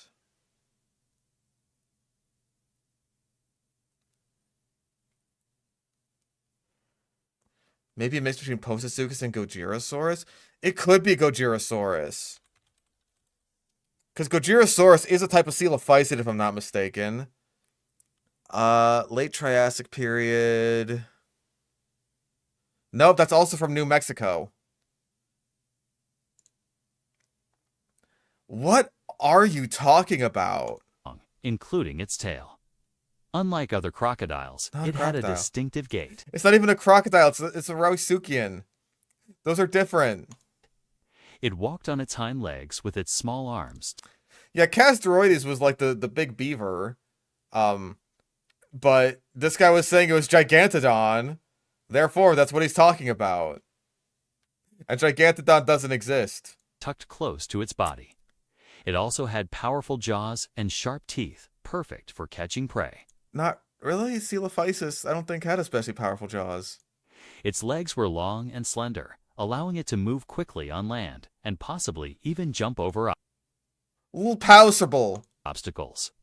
While much of its anatomy resembles that of crocodiles, others, such as its upright stance and lack of a secondarily aquatic adaptation, more closely resemble dinosaurs. Coelophysis is a dinosaur.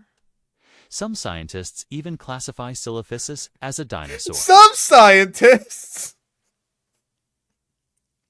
It is a dinosaur. Forever Zero donated $1. The dino with no name Name no Nai. Kazutsuda Karada Hitotsuda. Kokora ga mata sekende iru atami wo kanji timo. What? What? I'm having a fucking stroke right now.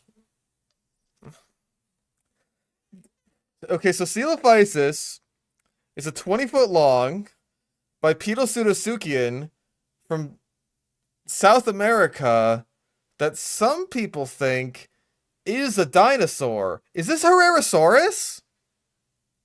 Because I know that sometimes Herrerasaurus is lumped in as like a dinosauromorph rather than as like a full-on dinosaur or theropod or anything like this. Is it Herrerasaurus? That's also around like 20 feet long at the biggest. Right? Can we get like a...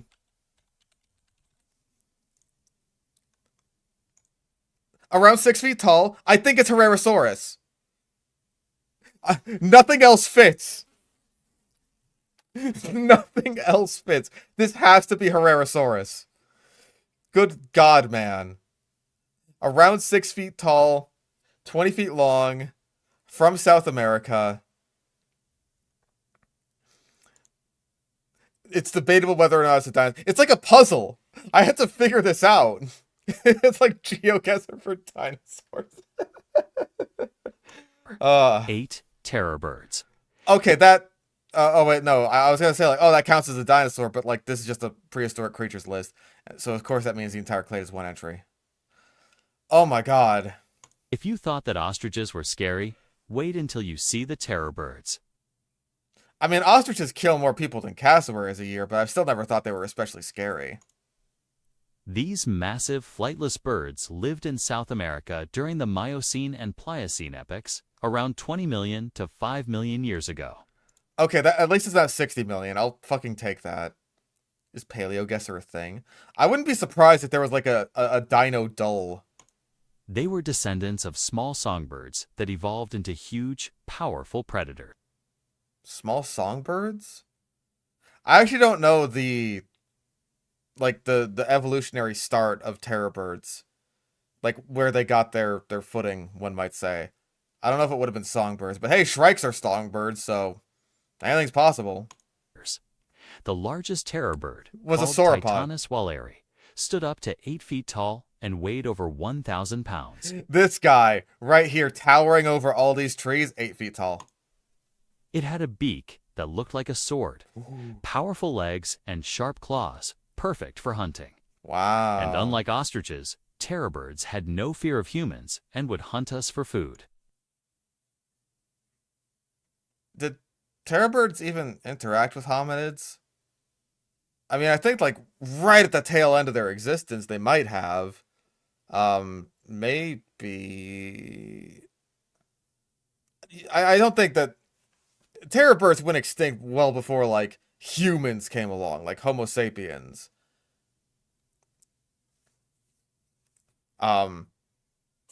Very small ones. Forever Zero donated $1. Terror birds are caryamiforms, songbirds are passerines. Okay, that's helpful. So they probably only share distant common ancestry. Eschatornis was 25,000 years ago. Okay, so that would have potentially interacted with with hominids, or at least humans, potentially. There's a dinosaur wordle. It's called Jurassic Dull. I gotta look that up now. Guess the dinosaur. Show silhouette. What is this? Ostafricosaurus. Nope, not there. Okay, there we go. Well, it's certainly a theropod.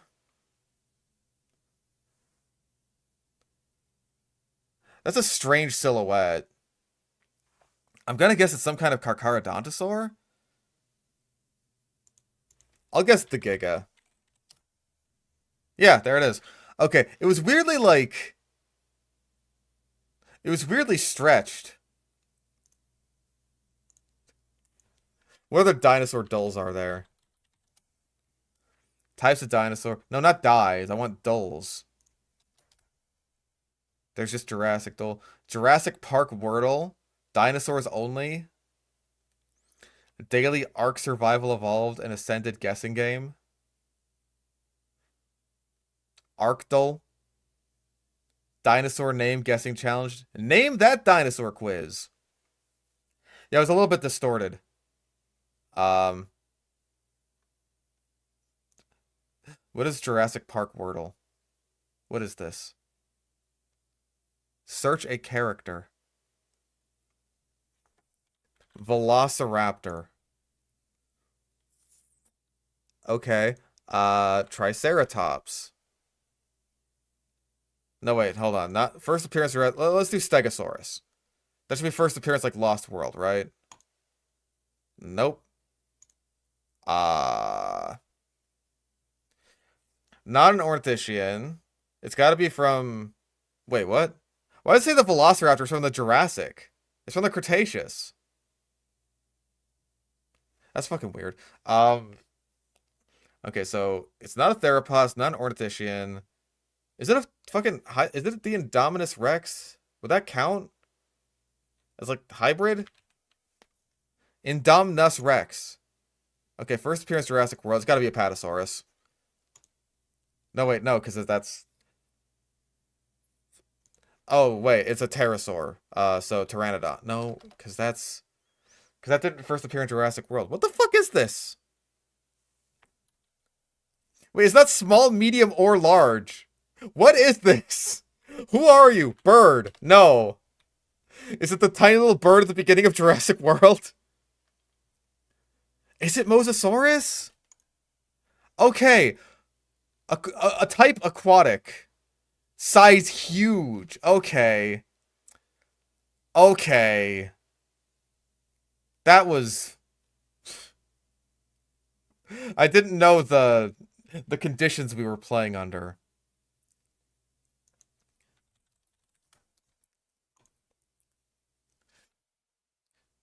We'll check like some nature dulls once we're done. There we go. Birdle. That's a dinosaur dull. But let's continue with this.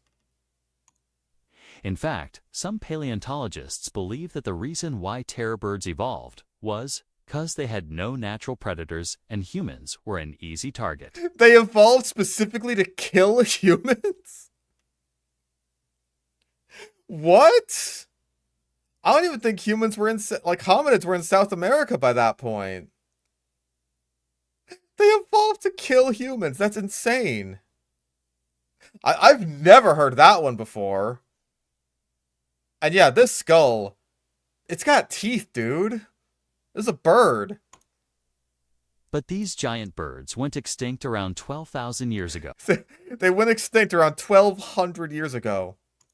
Possibly due to climate change. It was likely due to a variety of factors, such as climate change, out competition from other predators, and hunting by humans. These things evolved specifically to kill humans, but they were killed off by human hunting. Ponder on that one. Or human hunting. Number 7. Megalodon. Megalodon. Megalodon. I'm gonna say right out the gate, list order doesn't matter, because... Also, definitely misleading video type. We've heard of Megalodon.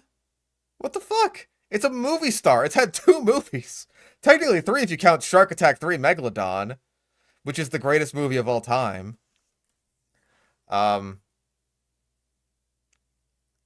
Goodness gracious. Megalodon was a massive shark that lived in Earth's oceans from about 23 to 3.6 million years ago. And still today. It was the largest fish that ever lived. Yep, biggest ever. Knew it was coming. Knew it was coming. Growing up to 60 feet long and weighing over 100 tons. You know what? Yeah, let's do mixed up measurements for Coelophysis. Saying it's 20 feet long is absurd. I don't know why it's flying, dude. It's flying and there's like...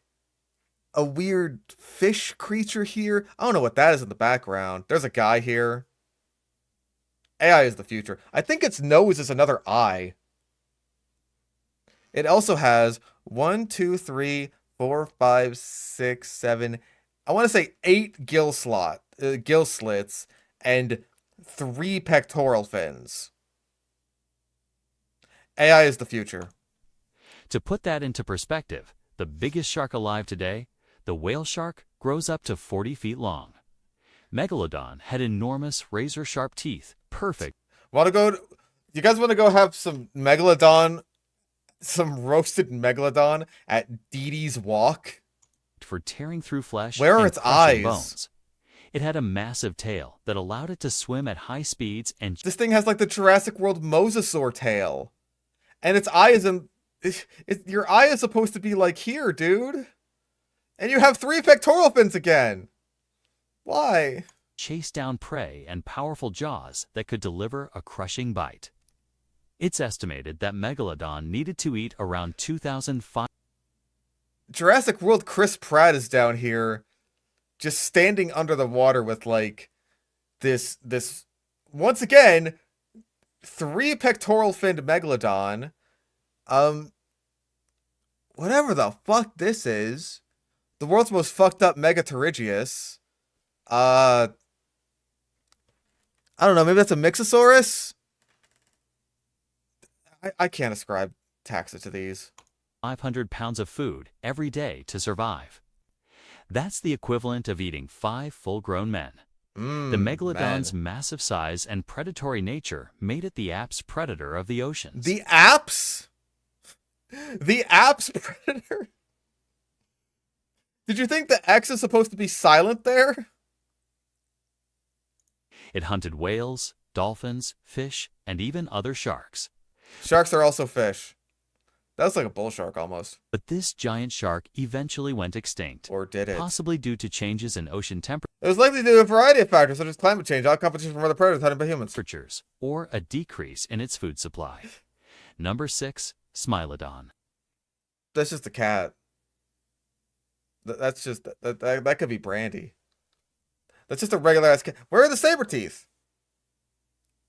Also, look how long the tail is. Smilodons had like very short tails. Smilodon, also known as the saber-toothed cat, was a large cat that lived in the Americas during the Pleistocene epoch. Sure. It was a skilled hunter with a pair of long, Not that long, evidently. Dude, it's like the biggest thing that the saber-toothed cats are known for. It's the thing they're named after. Those are just pretty damn regular teeth. Also, what are you eating? You shouldn't eat that. That looks bad for you. curved canines that were perfect for delivering a fatal blow to its prey. These blades were so long that they were sometimes visible from miles away. From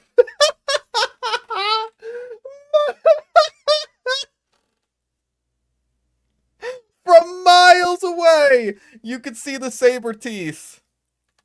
From miles away. Oh my lord, this is amazing. That's a sauropod? I thought that was like I thought that was like a hill or a mountain or something, or like the path of a monorail.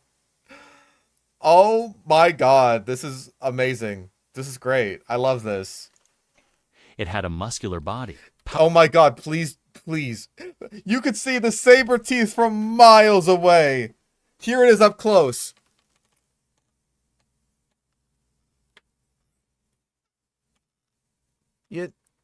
Just maybe it's not about the size, it's about how you use it. powerful limbs, and sharp claws, making it a formidable predator. Oh yeah.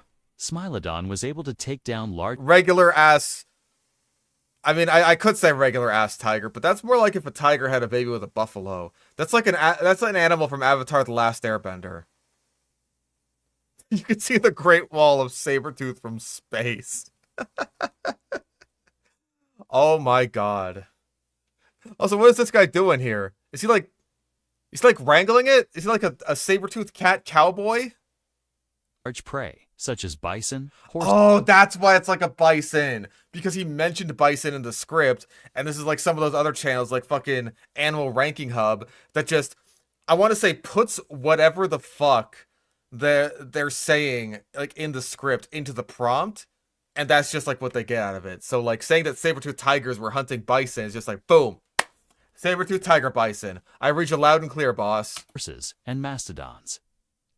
but this ferocious beast went extinct around 11,000 years ago, possibly due to climate It was likely due to a variety of factors, such as climate change, out competition from other predators, and hunting by humans. change or competition with other predators.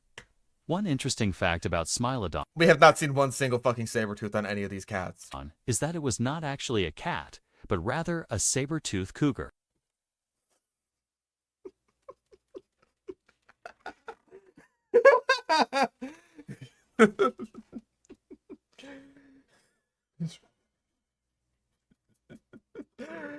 Okay. I'm gonna break this to you real slowly. Cougars are cats. Cougars are a type of cat. Maybe you mean it's not really a big cat, but that's... Big cat is basically just the shorthand term for anything that's in the genus Panthera. So even cats that are like decently big by, you know, cat standards, like cougars, like cheetahs, even though those are large cats, they're not one of the big cats. I don't know what's in the background. If I'm being generous, I'm going to say that's part of like a roller coaster. Like the roller coaster car comes down here, like through the dinosaur's legs. Yeah, maybe you're trying to say it's not really a tiger, which fair enough, right? But saying it's not really a cat is just stupid. Forever Zero donated $1. That's the most obvious thumbnail bait to ever bait thumbnails. Yeah, I mean, like, we've had thumbnail bait for just anything here. Let's be honest. But yeah, this is awful. This is so bad. We're not gonna cross this one off. I don't even know if he's gonna say like and subscribe. Yeah, Panthera, that's the genus that, like, tigers. Let's see, that one's a jaguar. Lions and leopards. Also snow leopards, I'm pretty sure. Yeah, snow leopards. Kitty cat. Kitty cat. I fucking love snow leopards. No, it's not spelled like the band, unfortunately. It's just like, yeah, these are the panthers, even though mountain lions are also called panthers, but they're not in Panthera. So, but then there's black panthers who are either black jaguars or black leopards, and those are panthers, but not like mountain lion panthers.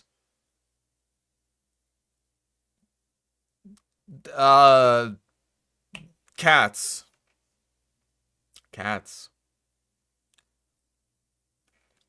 I mean, technically a melanistic lion or tiger would also be considered a black panther, I guess. But you basically never see those. Okay, black panthers aren't like their own thing. They're not a distinct species, but are melanistic specimens of the genus, most often encountered in the leopard and jaguar, which is also kind of confusing because, like, if you were just to see a big black cat like this, you wouldn't think like, that could be a jaguar or a leopard. Like, if you found like a melanistic cougar or mountain lion or panther, then that would also be a black panther, but not a black panther in the actual sense. But they like a black mountain lion, I think, would look very similar to an actual black panther.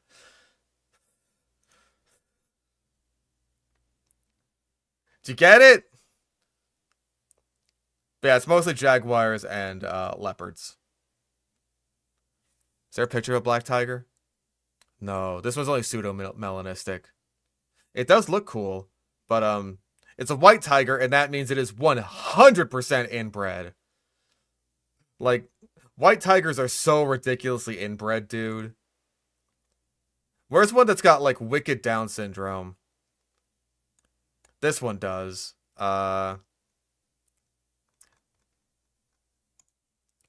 It's hard to see in his face, though. If I saw a black cat like that, my thought wouldn't be how to taxonomically classify it. It would be, oh god, I'm gonna die. That's fair, I suppose. Yeah, it's a black panther and not a black panther. A type of cat that still exists today. No, 5. Basilosaurus. That's a fucking Subnautica thing, dude. Yeah, Siegfried and Roy, they had white tigers. And again, like, I want to say all white tigers that exist today are descended from a single individual.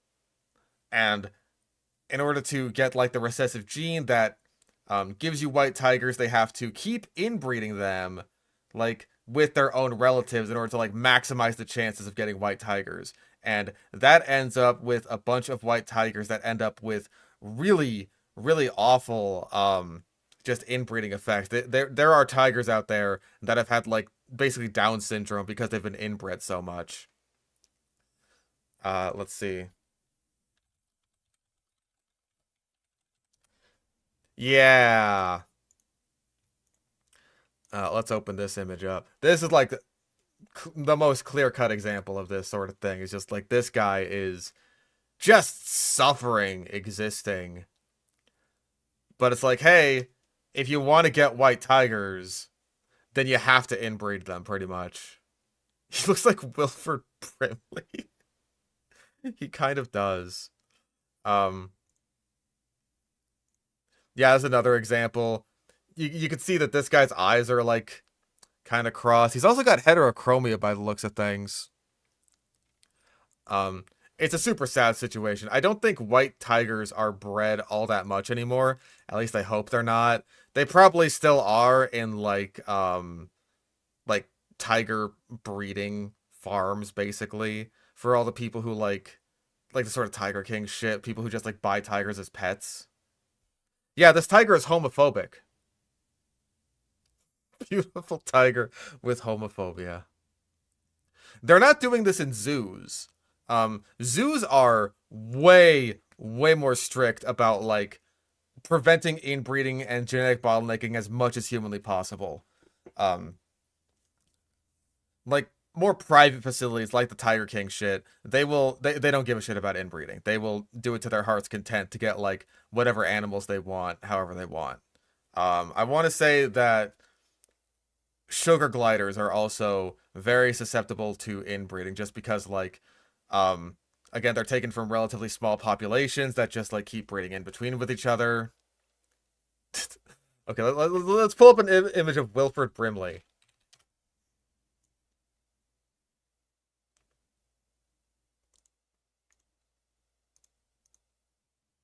I kind of see it. I kind of see it a bit. Tiger beat us.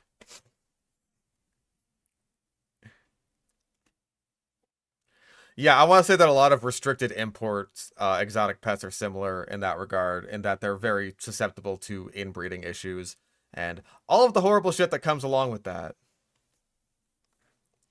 So, yeah, white tigers are not great. I want to say that Black Panthers aren't nearly as bad to the same degree. Like I've seen at my local zoo there at least was at one point, I don't know if it's still there, a black leopard. And it's very striking. Basilosaurus was a massive whale monster that It's just a whale. It's just a whale. Okay? Not a whale monster, just a whale. lived in the world's oceans from about 55 to 40 million years ago. Yeah, like a tiger that they have from Germany to get more genetic diversity. Yeah, zoos do that all the time. They'll basically like be in contact with other zoos, especially like AZA accredited ones, and be like, okay, this one is like this animal that we need to breed needs like an animal over from potentially this zoo way across the country. I think when I was working at SeaWorld, Recently learned diabetes was Blair FRM the thing. I haven't seen the thing in years. I gotta rewatch it again. But yeah, when I was working at SeaWorld, our polar bear was on loan to, I want to say, the Cincinnati Zoo, like the entire time I was working there. Because like they sent it over so that they could do breeding with the other polar bear that was currently at the Cincinnati Zoo. So instead, like where we had polar bears normally, it was just like a couple of seals, I want to say. Was there a polar bear in LA? Okay, first of all, how dare you? San Diego. San Diego, not LA. I do not live in that trash heap. Second of all, polar bears can do fine here. You just gotta, like, provide them with decently cold temperatures and, like, ice and stuff. They do all right. What's the polar bear doing in Arlington, Texas? Exactly. It was the largest toothed whale that ever existed. I want to say sperm whales are still bigger. Certainly by, like, weight, because Basilosaurus was not a very fatty animal, right? I don't think it had much in the way of blubber. It had, like, it certainly had no melon or anything like that. And yeah, this, of course, is just like a giant fucking... This is nothing. This is nothing that could ever exist.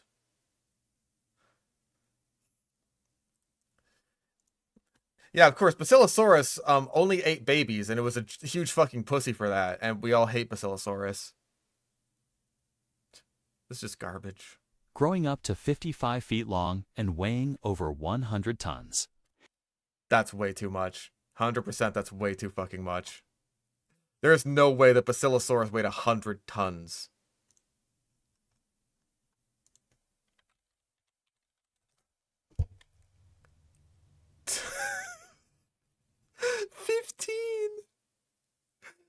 $15 tons. 17 short tons.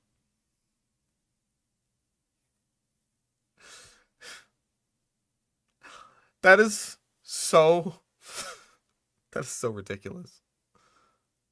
That is one of the biggest size overestimates we've ever seen. We're gonna need 7 times the weight of a real Basilosaurus.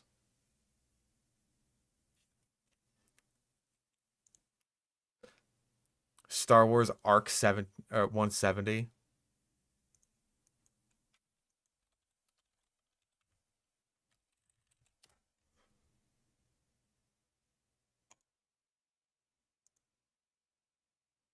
Oh, at like the beginning? Yeah, I see it. I 100% see that. Okay, the mile-long one. Yeah, that's fair. I'll give you that one. It had a long, narrow body with a small head and a huge mouth filled with sharp teeth. Basilosaurus was an apex predator of the An oceans, apex predator again. feeding on fish, squid, and even other whales. It had a thick layer of blubber that kept it warm and... No, I don't believe Basilosaurus did have much in the way of blubber. It was very long and serpentine, not like big and fat like modern day whales.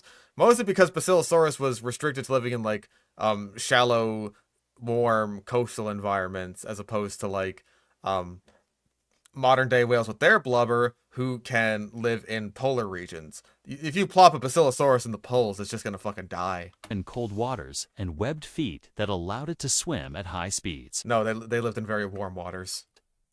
But this gigantic whale monster eventually... That's just Skeledirge. That is a skeleton crocodile. That's just fucking Skeledirge. That's not Basilosaurus. Oh my god. went extinct. It was likely due to a variety of factors such as climate change, competition from other predators, and hunting by humans. Possibly due to competition with other marine predators or changes in ocean currents. It's the same. It's the same thing as the other one where that meme spawned from. He's gonna say that for every single fucking animal. How many do we have left? There's only like, oh god, there's like 4 minutes left of this. Number 4, Dryptosaurus. That's a weird pick. Was a carnivorous... But hey, it's supposed to be weird animals we've never heard of before, even though I've heard of Dryptosaurus. I don't know why you'd pick it, because it's just sort of like an East Coast Tyrannosaur. Dinosaur that lived in what is now North America during the late Cretaceous period, around 77 million years ago. It was a relatively small dinosaur. Towers over this man. Absolutely enormous. Probably like, I don't know, 80 feet tall. relatively small dinosaur, growing up to 30 feet long and weighing around 700 pounds. There's an actual animal that looks like this. Sort of. It has two horns. I want to say it's some kind of fucking dinocephalian. Um, Fuck, what was it? It's not Antisaurus, is it? Because I think that one... Oh, Antiosaurus. No, that's a different guy. It's not a Stegosaurus. Is it Sunisaurus? It might be that one. No, it's Sinosaurus. Shringosaurus. Yeah, I forgot about this guy. Oh, I should have mentioned him on my Paleozoic list. Yeah, this guy's cool. Yeah. Weird quadrupedal guy with like these big ass horns on his head. This guy's cool. I should have mentioned him on my Paleozoic list for Jurassic World Evolution 3. Yeah, this guy's really fucking cool. Oh, I totally forgot about him. Yeah, this guy's badass. Evidence of sexual dimorphism with the horns being on males. Fuck!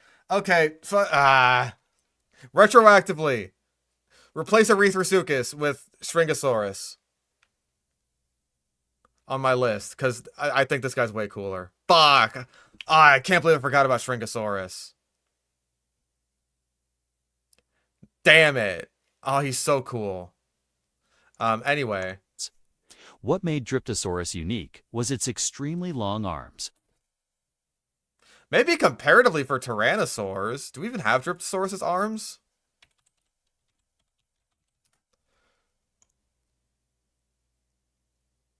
Isn't it a Tyrannosaur? Yeah, okay.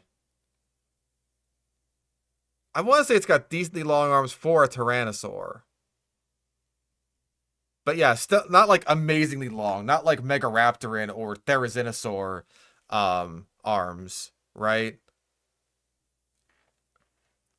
It's just like decently long for a Tyrannosaur, which even then, like, hey, 1 year ago. Okay, fair enough. We didn't have Nanotyrannus yet. Nanotyrannus also has, like, pretty long arms for a Tyrannosaur. Hopefully we can get an image of that. I want to say its arms were not only, like, proportionally longer than those of other Tyrannosaurs, like T-Rex and stuff, but also, like, just straight up longer. And so, like, for a Tyrannosaur, that's very interesting and suggests that maybe they were using their arms for hunting and stuff. It's neat. It's very neat that now Tyrannus is actually, like, a thing now. See, we gotta upgrade. We gotta update the Hell Creek formation list to actually have Nanotyrannus here now. Gotta update that. And put just a big fucking question mark on Dakota Raptor. Which were almost as long as its body.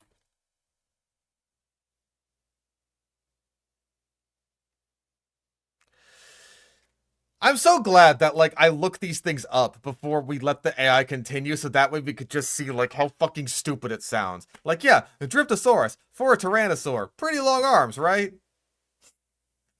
Almost as long as its entire body. I want to say it's like a 25, maybe 30-foot long animal. It's just like, yeah, I just got these giant arms that I'm dragging behind me at all times.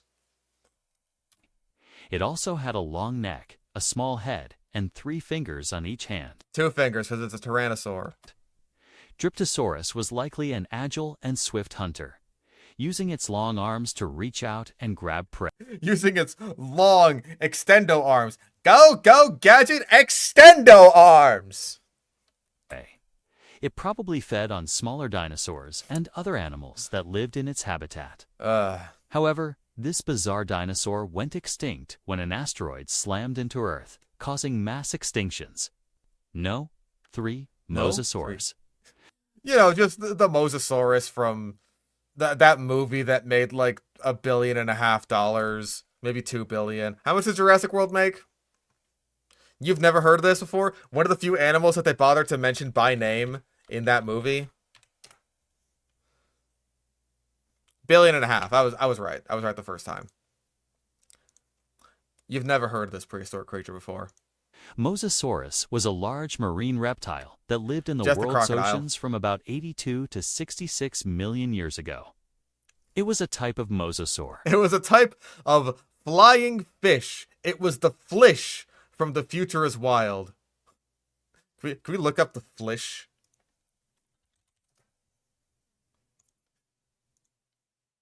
I fucking love this stupid idiot. Look at him with his big dumb beak. Flish. Fucking love Flish. Almost as much as the Swampus. Best Future is Wild creature? The Swampus. Swampus is 10 out of 10. 11 out of 10. The best creature from The Future is Wild. Three-fingered Tyrannosauroids. Driftosauros is not one of them. Well, yeah, Tyrannosauroids for sure. Like, Eutyrannus had 3 fingers. But that's a Tyrannosauroid, not a Tyrannosaurid. I'm pretty sure Driftosauros was at least like a Tyrannosaurid, right? Evidently not. It was a Tyrannosauroid. But it was like Eutyrannosauria? Okay, I'll give you that one.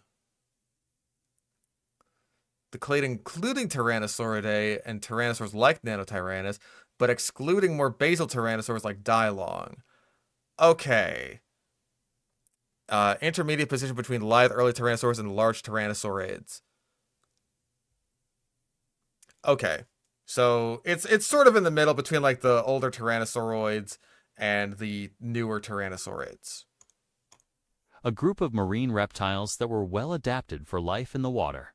Yeah, they couldn't leave. Mosasaurus had a long, narrow body, a small head, and a huge mouth.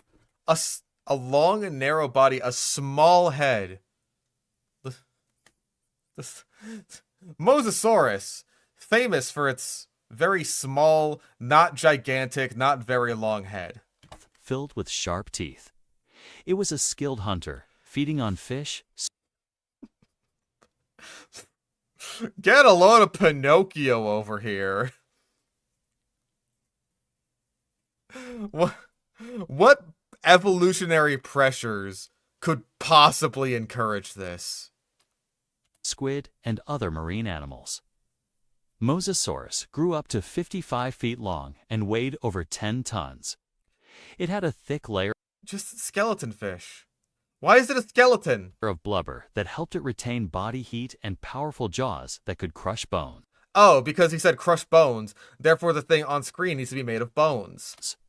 It was a fearsome predator of the oceans, but it went extinct when an asteroid slammed into Earth, causing It was likely due to a variety of factors such as a meteor. drastic climate change. Number 2. Titanoboa. I'm pretty sure you mean number 2, Megapnosaurus, because that's a big dead lizard. Titanoboa was a massive snake that lived in North America during the late Cretaceous period, No, it didn't. It lived in the fucking Paleocene immediately after the dinosaurs went extinct. around 70 million years ago. It was the largest snake that ever existed, Uh-huh. growing up to 42 feet long and weighing over 1,100 pounds. Sure. Titanoboa had a long, slender body covered in scales and a huge mouth filled with sharp teeth. Yeah, it was a snake. It was a snake. No shit. It was a carnivorous snake that fed Yeah, it was a snake. No, it didn't eat dinosaurs, you shitbag. on large dinosaurs and other animals. Its powerful jaws and sharp teeth allowed it to constrict and swallow its prey whole. Was it constricting things with its teeth? What am I looking at here? What is this? This fucking like crocodile elephant and this whatever it is, this wannabe Nothosaurus, they're just connected by this little umbilical cord. He's just like, you and me, we're like brothers, only closer. Genuinely, what the fuck? But this gargantuan reptile eventually went extinct when an asteroid slammed into Earth, Likely causing due to a massive variety of climate factors. change. Number 1, Ambulocetus. That's more of a Basilosaurus than the Basilosaurus you showed for the Basilosaurus segment. But it's Ambulocetus, which is when whales decided to try being crocodiles.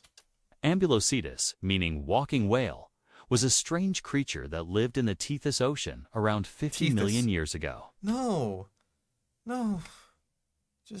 It lived in, like, India, I want to say. I want to say the Tethys was, Northern Africa, if I'm not mistaken. It was a type of proto whale that was perfectly adapted for both life on land and in water. And on top of water, evidently. Just Jurassic World. Yeah, this guy 100% just put Jurassic World in the prompt for, like, every single one of these. And you can tell based on the fact that the designs are all awful. Ambulocetus had a long, narrow body with a small head and huge mouth filled with sharp teeth. Once again, a small head. Can we get Ambulocetus? With its pretty damn big head. Again, this is like when early whale ancestors were basically trying to be crocodilians, because everyone was trying that. Everyone has tried that at some point. So, why do you say small head? Compared to what? You know what I mean? Like, it's a pretty damn big head compared to its body. It had powerful jaws that allowed it to catch and crush prey. Its limbs were short and stout, allowing it to walk on land. But Ambulocetus's most distinctive feature was its tail, which was long and paddle-shaped, allowing it to swim efficiently in the water. Can we even know this? What? Forever Zero donated $1. I was a crocodile before it was cool. Phytosaurs be like, unlike modern relatives, lacked a tail fluke. Yeah, I don't think that the tail was really all that special in Ambulocetus. It used its tail to steer itself while in water and to help support its body when it was on land. This ancient whale monster was a skilled hunter, preying on fish and other marine animals. However, Ambulocetus went extinct around 40 million years ago. Was it likely due to a variety of factors, such as climate change, out-competition from other predators, and hunting by humans? Possibly due to competition with other marine predators or changes in sea level. Thanks for watching. Which of these prehistoric creatures scared you the most? Let me know in the comments below. Yeah. And don't forget to subscribe. Thank God. I was waiting for that one. Another bingo.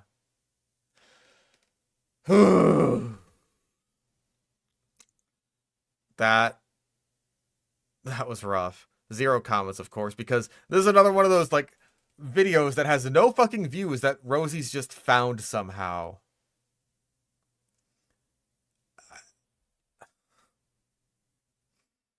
Dear God.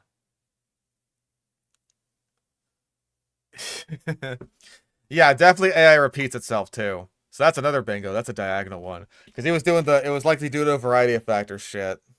Just over and over again. What about focusing on one clade too much? We had the big beaver, that's a mammal. Coelophysis, that's a dinosaur. I mean, technically he was saying it was a Rausukian. Terror birds, that's another dinosaur. Megalodon, that's a fish. Smilodon is a mammal. Basilosaurus is a mammal. We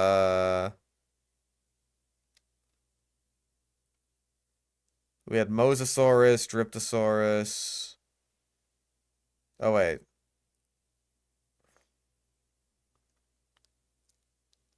Okay, that one's Dryptosaurus, then Mosasaurus, Titanoboa, and Ambulocetus again. I don't know if that's too much of one clade. I do also agree that Basilosaurus and Ambulocetus are a bit redundant. But the main thing is, like, this is supposed to be bizarre creatures we've never heard of before. And the only one we've never heard of before is the one that didn't fucking exist.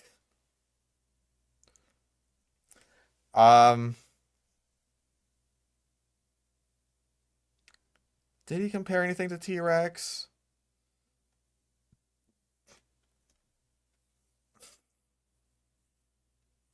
Did he end up? If anything, it would be Dryptosaurus, right? I don't think he mentioned T-Rex at all. All right. Well, that was a life-changing experience. That was awful. What? What bird is this? Okay, it's definitely some kind of parrot. I'm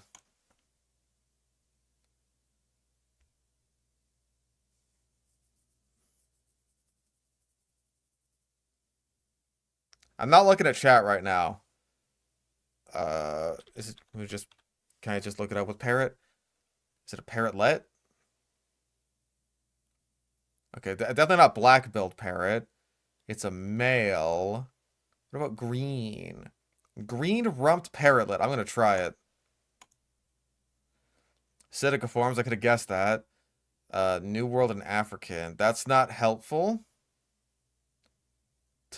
Porpoise. What other green do we got? Green-fronted hanging parrot. I'll give it a try. Old World parrots. Okay. You know what? This guy seems pretty superb to me. Yes, I want a hint. I'm in the Old World parrots. I know that!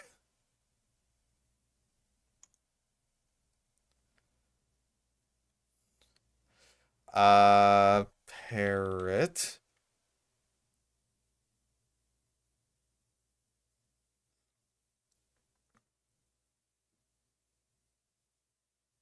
That's a useless fucking hint. Watched the Doom 2016 no upgrade video. Was awesome. Good job. Thank you. I appreciate it. Olive-shouldered? Yes, another hint, please. Genus is Psittacicella.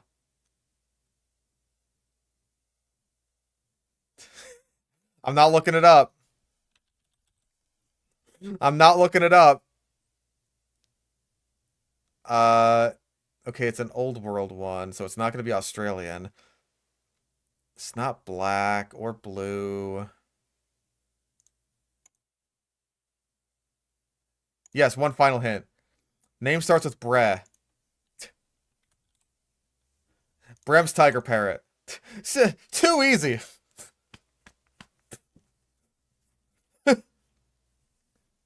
You could have at least said B. Give me a little bit of credit.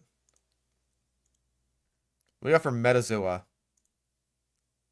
Alright, let's do... What do we got for Orca?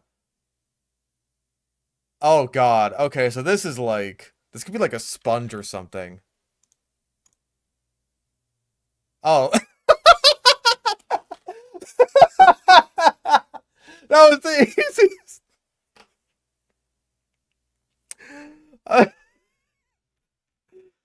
Too easy.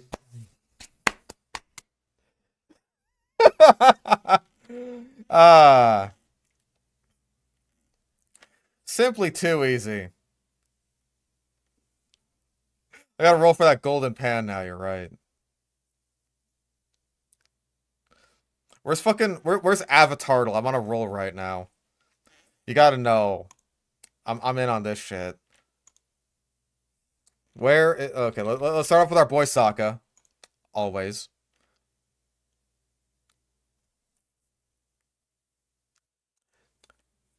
Man with no bending element. Affiliations, engineering, and comic relief. I'm gonna say it's the Mechanist. Ah. Forever Zero donated $1. Who knew the animal furthest from an orca was a sea sponge? Who would have guessed? Yeah, Avatartle is not the best name for an avatar dull, but yeah. So it's comic relief, huh? Probably at least. Who could this be? Who could this character be? I don't think it's anyone from Korra, even though there's like a bunch of people from Korra in the background of this image. Uh...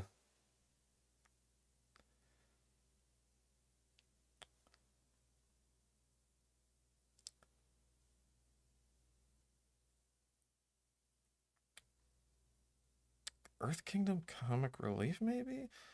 Who the fuck is this? It's not Jet. It's not the Cabbage guy either. Nah, because it's after Northern Air Temple. So that's like... This guy's got to be someone from Season 2. Um...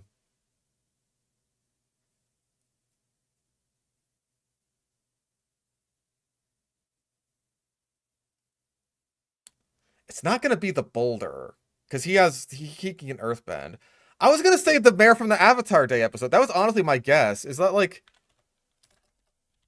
No. What is his name, though?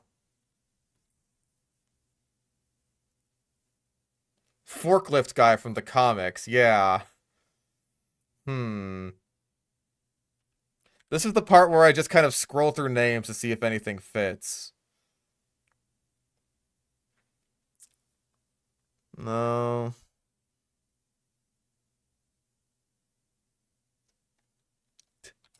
Gotta go for E. No. None of these people. It could be the king. I'm gonna guess the Earth King. None. Nope. Okay. Okay, so not him. Fuck. Who are you? Professor Zay, maybe? Could be. I don't know if I'd really describe him as comic relief, though, but... It's worth a shot. Nope. Nope. So before the library... Fuck! Who are you?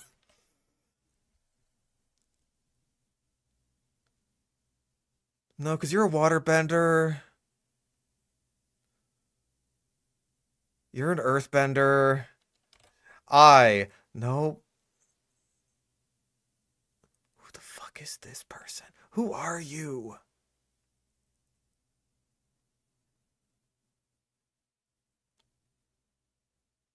It's not Wan Shi Tong. Because that's before the library. Okay. Chong. Chong. It's gotta be Chong. It's gotta be Chong. It's gotta be Chong! Yes! Thank God. Thank fucking God.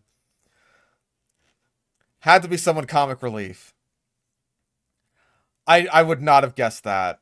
Oh, man. Watch me get the quote fucking instantly.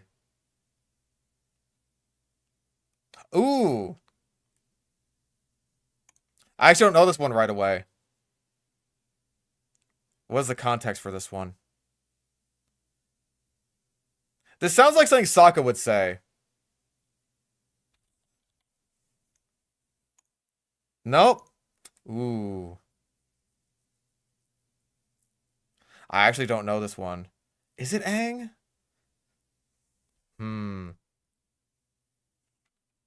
Either Sokka or Katara. It's got to be someone from like one of the... From the gang. Nope.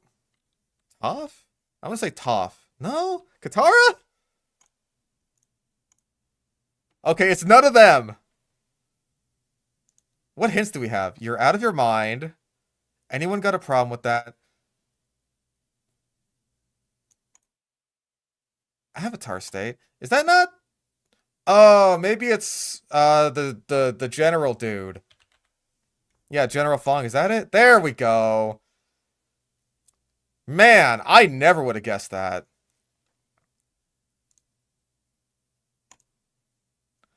Okay, this one, fuck, it's season 3. Can I guess, like, by episode?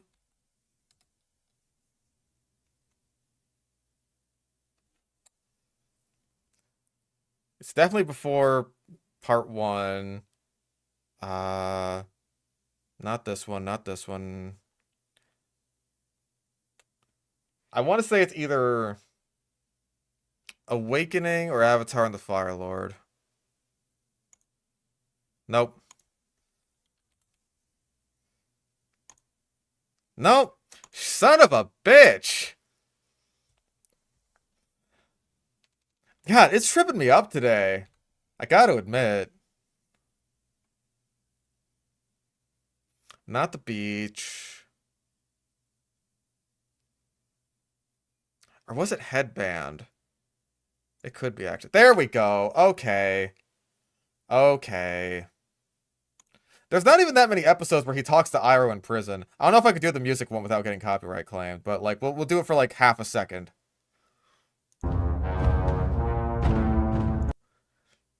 That sounded kind of a little bit menacing. Actually, wait, is it this one?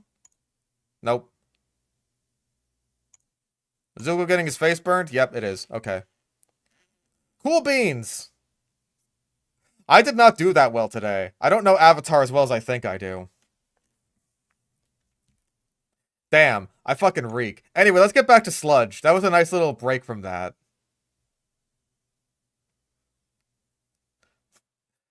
Let's go to 10 animals will be glad are extinct from World List.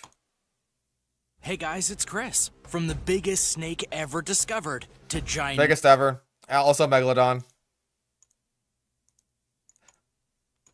enormous sharks that terrorize the sea. Here are 10 animals you'll be glad are extinct. Whoa! Number 10, Tyrannosaurus Rex. I mean, I guess that's fair. I just didn't think this would have dinosaurs on it. Starting strong here, the Tyrannosaurus Rex is no doubt one of the most popular and legendary dinosaurs ever discovered. And while the T-Rex may not have been the largest dinosaur around, it was still a terror. And there's the damn cave video again. Reason why many movies and TV shows have made sure to include the T-Rex when they get back to that time period. Bones found of the Tyrannosaurus Rex place it at about 20 feet long, and it 20 feet long? That's it? No! That's like, I want to say Utayrannus sized, maybe. That's like Herrerasaurus sized. That's just incorrect. Usually we have one for overestimate. Oh my god. Yeah, I'll count this as unrelated animal use as B-roll, because I have no idea what this, like, Ornithomimosaur on screen is supposed to be. 20 feet long for a T-Rex. Dude, that shit was like 40 feet long. You kidding me? Maybe he means Nanotyrannus. I don't know. its height was about the same too, which would make It was 20 feet long and 20 feet tall. Well, it wasn't 20 feet tall, so that's an overestimate. Oh, boy, we're in the weeds, huh? it definitely a threat to people and ecosystems if it were still alive today. In terms of weight, What a there's creature. a bit of a discrepancy. The best guess is between 13,000 and 32,000 pounds. It's a big difference.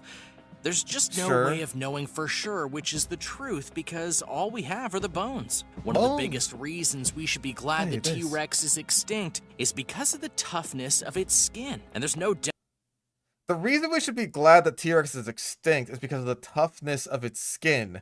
Not because it would, like, want to eat people, but because its skin is really tough.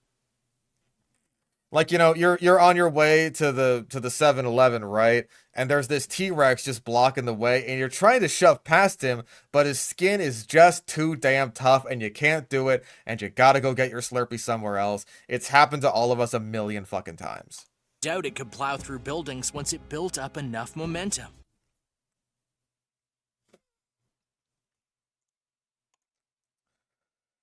It's not often that we have to cross that one off for T-Rex. You're saying this thing had skin so tough,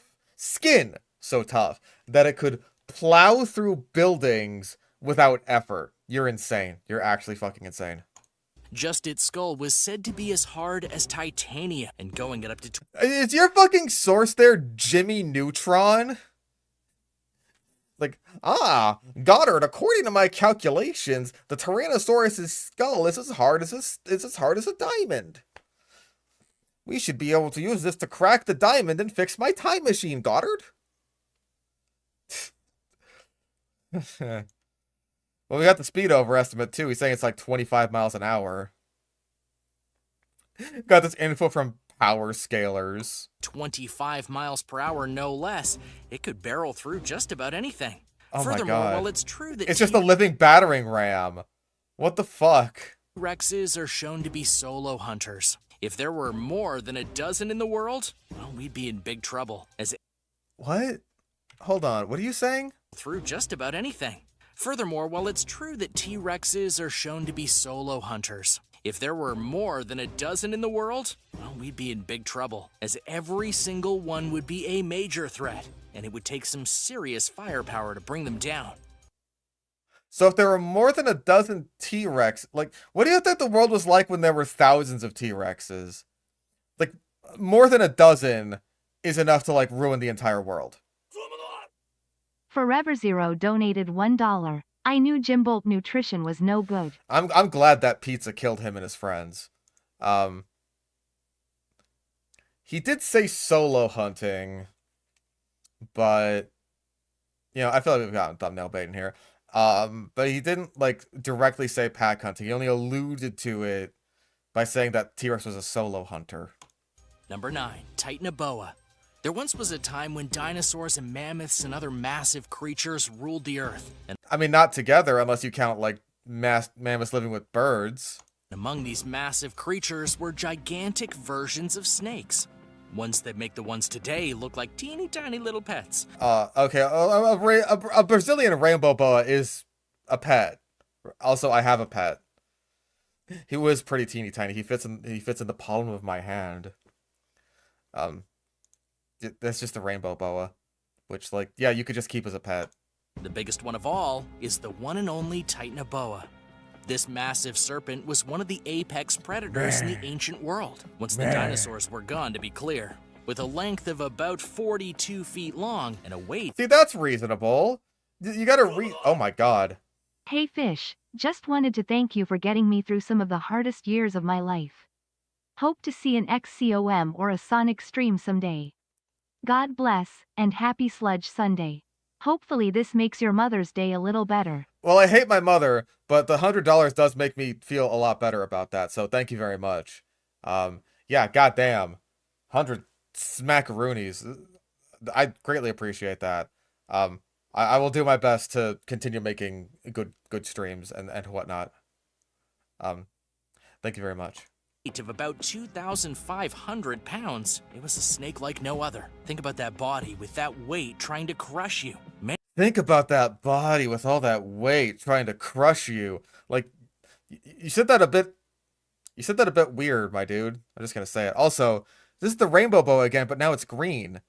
Is this what rainbow boa looks like if you're colorblind? many snakes can squeeze the life out of a human if it was able to get the right position and had enough time to squeeze. Yeah, just, you know, all these factors need to work in the snake's favor, and the snake could totally do it. Also, I want to say it's like a handful of snakes that could, like, a handful of constrictors that could actually kill people. There's, like, maybe African rock pythons, Burmese pythons, reticulated pythons, and anacondas.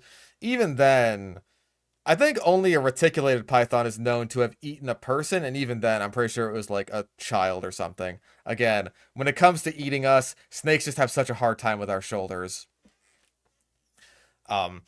Like, they can, like, they always say it's like unhinging the jaw, like it's kind of just sort of popping off this way. Really, what snakes do is, like, their lower jaw isn't, like, fused together here the way it is for us. So that, like, opens up and allows them to, like, stretch their mouths super wide. It's not whether their jaw's unhinged, it's that, like, their lower jaw splits open, basically, and allows them to eat food that's, like, of a really big size.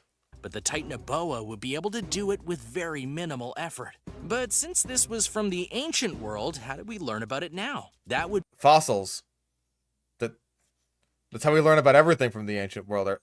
Is he stupid? be because 15 years ago in Colombia, a student was visiting a coal mine when he found a fossil of a leaf. After some research, he believed the leaf to be from an era known as the Paleocene epoch. This got the attention Paleocene. I'm counting that. It's Paleocene. of many other archaeologists and scientists. Paleontologist, not archaeologist. It's different. They did some excavations to find fossils of creatures that used to live in the earliest versions of what's now the rainforests in South America. Among their findings was a vertebrae for the Titanoboa. Needless to say, they were shocked at first, as the Titanoboa shattered all expectations of what a snake could have been in the ancient world. As they continued to search around, they found skull fragments from the Titanoboa. This was a feat to be praised, as snakes are known to have skulls that don't last after they die.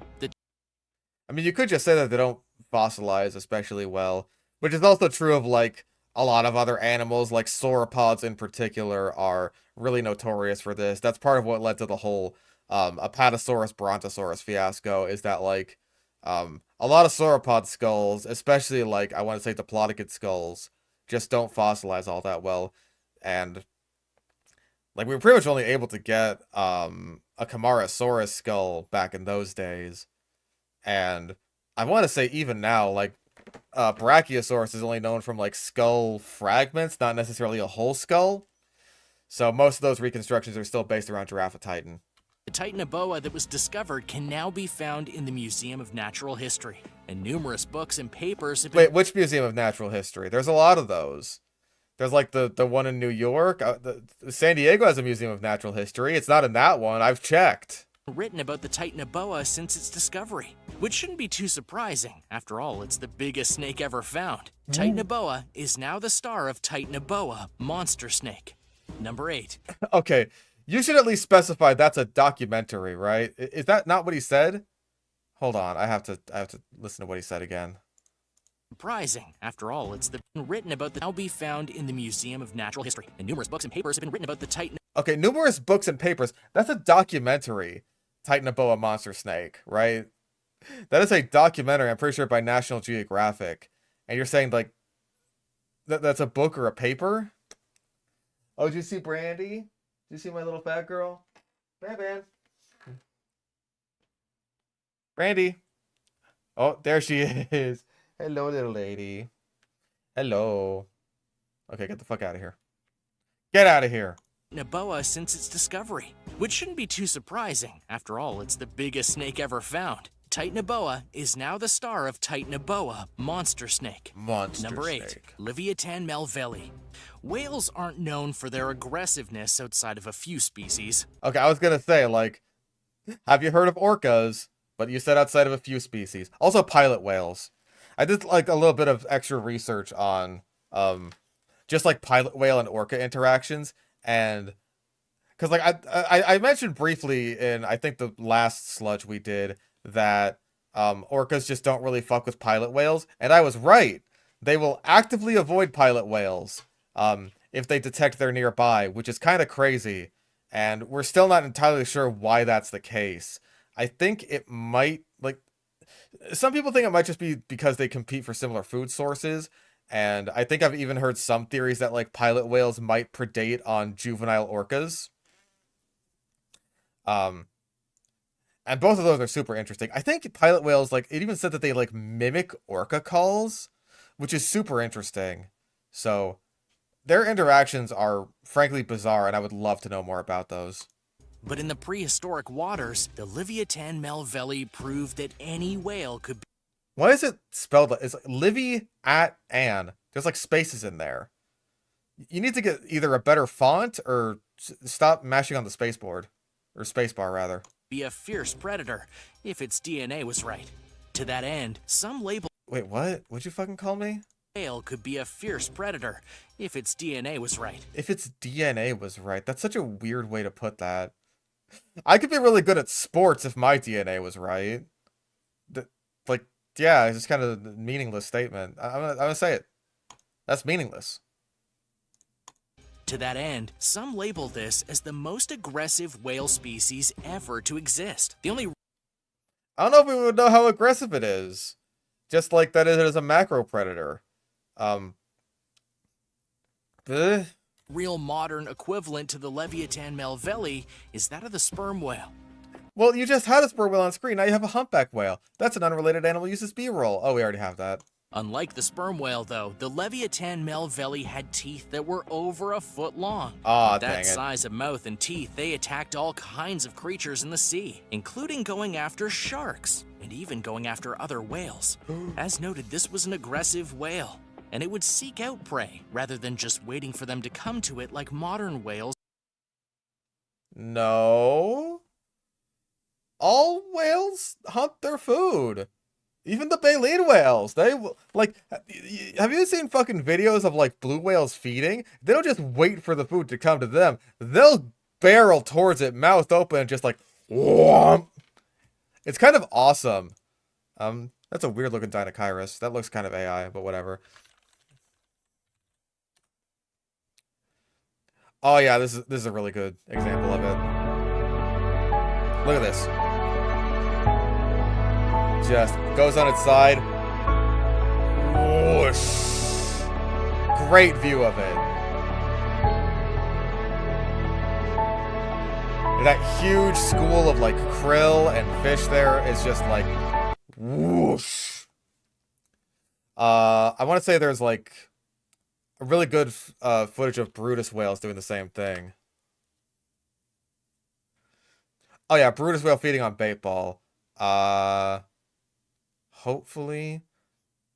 Oh, reproducing video in whole or in part is not permitted. Well, I'll let you have that one.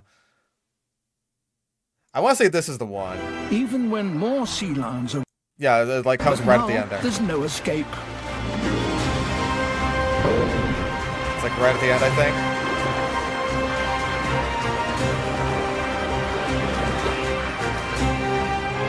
There it is. Boom.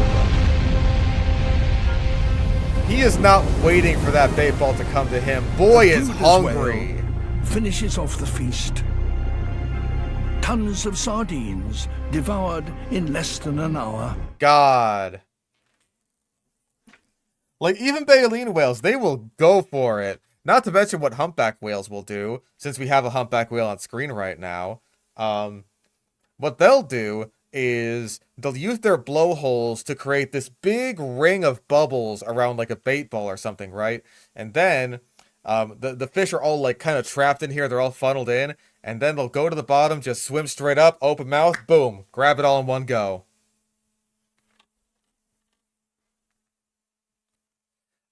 Yeah. Even baleen whales will absolutely like hunt for their food rather than waiting for it to come to them. They're not spiders, they're whales. Of our world today. If you're curious about the name of the creature, it was named in part by the legends of the Leviathan, including the one that comes from the Christian Bible. And the other part... Been growing cetacean autism recently. Cetaceans are great. If there's something you can get autism about, cetaceans are a good one. Especially because, like, chicks dig whales, and they're going to want to hear about that, more than they want to hear about, like, dinosaurs and stuff. If you talk to them about whales and dolphins, they'll dig that. Was inspired by the legend of Moby Dick, written by Herman Melville. It's said, though not proven, that the Leviathan melveli could have been a rival to the Megalodon. Megalodon. Saber-toothed tiger. In our world today, Not incorrect taxonomy. It's not a tiger. Not a tiger. we have cheetahs, lions, tigers, panthers, and other big cats. Oh, I'm so glad we were talking about panthers earlier. Wait. Did he say cougars, actually? In our world today, we have cheetahs, lions, tigers, panthers, and other big cats. Okay, maybe he meant mountain lions when he said panthers, but hey, that's why I don't like the term panther. It's so fucking all over the place. But not a single one of them list order doesn't compares matter. to the Ice Age wonder that was the saber-toothed tiger. At least this one has saber teeth. These massive cats were the ancestors to many cats. No, that's not how it works. They're in their own little branch that just kind of died off with them. And they're the pinnacle of what cats can be when they don't hold themselves back, as the saber-toothed tiger is the most aggressive cat ever born. Okay, you're repeating yourself. You were saying that about like the Leviathan and how it's like the most aggressive whale ever. Now the saber-toothed cat is apparently the most aggressive cat ever. Like, you can't... These are behavioral. You can't prove that. Why would you even say that? That's just weird. Yeah, the other cats are like holding themselves back. Like, why? For what purpose? That's not how evolution works. Saber-toothed tigers were fierce, mighty, fast, and had a killer instinct that every creature in the world feared. In the world. They lived in the Americas. This is from 6 years ago, so that's probably why there's no AI. Forever Zero donated $1. Carl Linnaeus is one of my biggest nemesis, alongside David Peters. Carl Linnaeus. Shoot.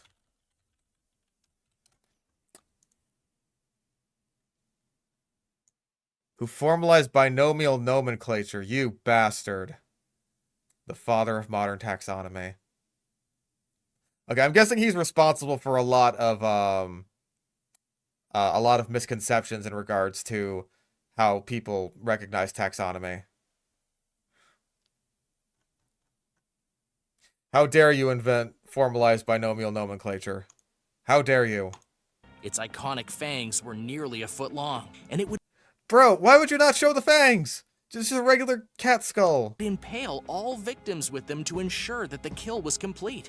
But don't discount how powerful the rest of their body was. They were so fast, What is this they animation? could catch nearly any prey, and with their strong hind legs, they could pounce on their opponents. And I don't even think saber-toothed cats were necessarily all that fast. They were more like... They were more of a strength build, if you want to use Tier Zoo terminology. Like, they're super bulky and powerful, but not necessarily like speed demons. That would be, like, you know, just cheetahs. Which exist today. and use their strength and mass to ensure they didn't get away. The main reason why we should be glad they don't exist anymore is that they're really aggressive killers. When You keep saying that. How would you like to prove that? you deal with lions, tigers, cheetahs, and others, you can leave them Wait, we can deal with those? aggressive killers. When you deal with lions, When you deal with those. tigers, cheetahs, and others, you can leave them alone and they won't mess with you more time. Tigers...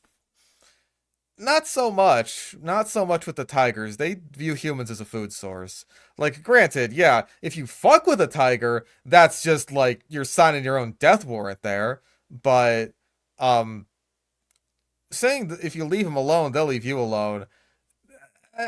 Situationally, I'll say that applies to lions. They are not super aggressive towards humans, except for, like, niche cases like the two lions in Savo that ended up killing a bunch of people. Cheetahs are basically harmless. Not to say you should go out and, like, pet a wild cheetah or something, but, like, as far as I'm aware, there's no record of a cheetah ever attacking a human. Like, if you leave a cheetah alone, they'll totally leave you alone. They don't care about you. And if they do care about you, it's because they want to cuddle up with you. Tigers, though, like, people in India and in other areas where tigers exist, they have to deal with so much shit in order to not get killed by tigers a lot. Like, I don't know if people still do this, but there was a thing for a while where people noticed that a tiger would only attack from behind, like, if you couldn't see it. So what they do is they'd wear these masks on the back of their heads, so it seemed like you were able to look at the tiger, and therefore you were less likely to be attacked. I think eventually the tigers figured it out, though, and so that stopped working. So the tiger still started, like, you know, attacking people. Yeah, cheetahs are fucking adorable. They'll just be like... Can you get, like, cheetah noises, please? There's, like, one video. That's not the one that I'm thinking of. Oh, baby! Oh, baby! Oh... Oh... It sounds like a laser.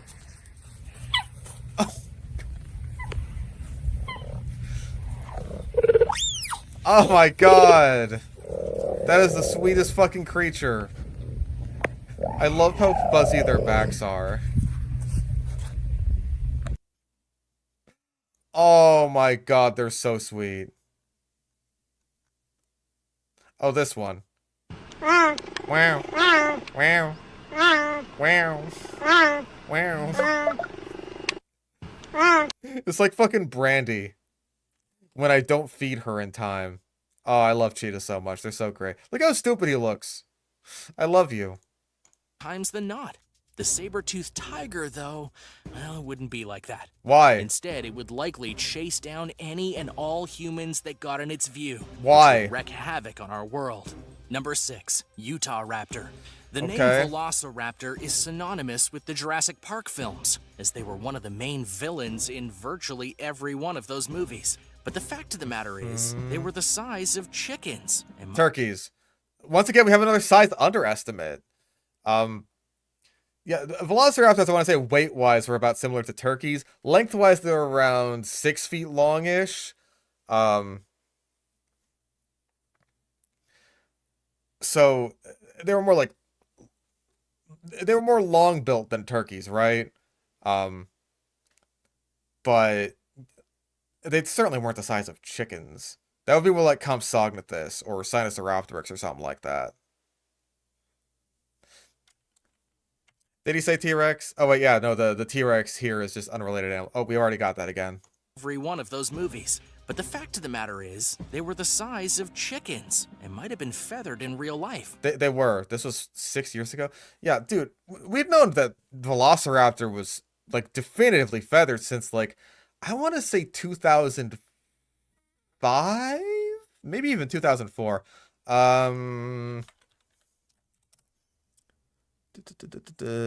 Feathers. 2007. Damn, I was close. Yeah, 2007. So we'd known for 13 years that velociraptors were definitively feathered. They are an example of a dinosaur species that has, like, definitive fossilized evidence of feathers. So, However, there were raptors that were big and dangerous and could easily imbalance the world if they were still alive today. Imbalance the world. We got this, like, Zoo Tycoon 2 Deinonychus looking ass here. Forever Zero donated $1. I once saw a book that said velociraptors were wolf-sized. Or maybe I'm hallucinating IDK. I can believe that, like, in terms of length, that might be the case. Do we have a size comparison here? Because, yeah, like, they're decently long. Most of that is tail. Dromaeosaurus or Deinonychus would probably be closer to, like, wolf size. Maybe Velociraptor is about wolf length. Wolf length. Between 4.5 to 6.5 feet. So, yeah. Velociraptor, I would say, is about the length of a wolf, but about the weight of a turkey. So something like Deinonychus back here would... Hold on. Let me just... There we go. Deinonychus back here would probably be a better example. Let's see. What's like... What would be the best for the weight, maybe? What's like the weight of a wolf? Wolf weight. Wolf weight. About 180 pounds. That's not that much. So I would say Deinonychus might fall into that range. Maybe not, actually, though. Deinonychus might be like, I don't know, 90 pounds.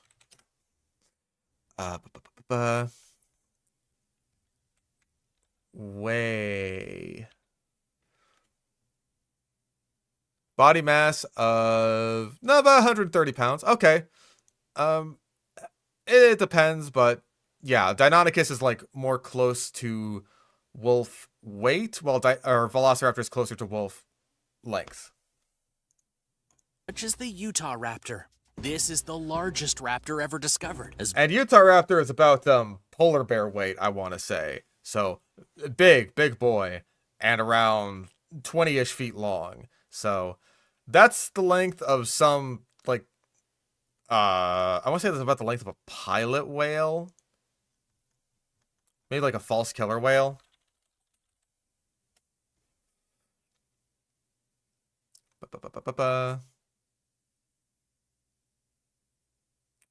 Do we got, like... Let's go short-finned. Males average 13 to 20 feet, and females 12 10 to 16 feet. So yeah, about the length of a pilot whale and the weight of a polar bear.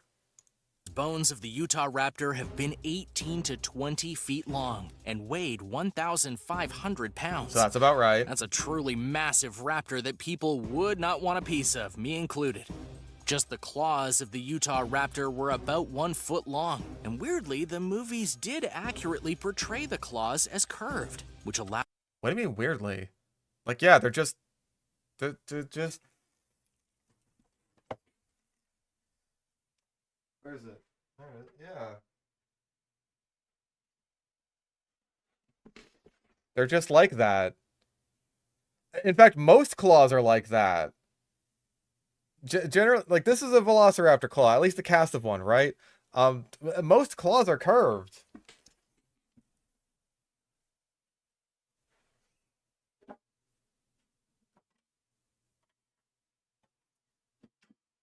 I gotta get all of them. Allosaurus claw. Basically unrelated outside of being a theropod. Still a curved claw. Megaraptor. Hand claw. Not even on the foot like it is on a dromaeosaur. Still curved. Therizinosaurus. Not even a meat eater. Still curved. So, I don't know why you would say that, like, oh, weirdly they got the curve right. Like, fucking...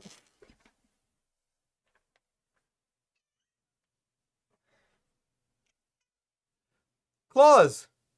Curved.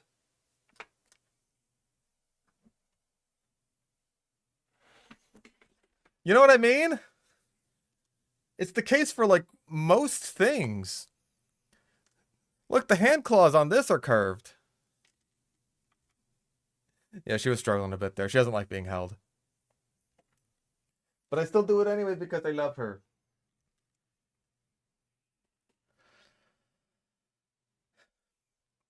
Humans do not have... Is there anything that has a straight claw? A hammer. A hammer has a straight claw. Even then, this one's got a curve to it. Nature? No, that's hair. That is hair. Animal? 18 animals with claws.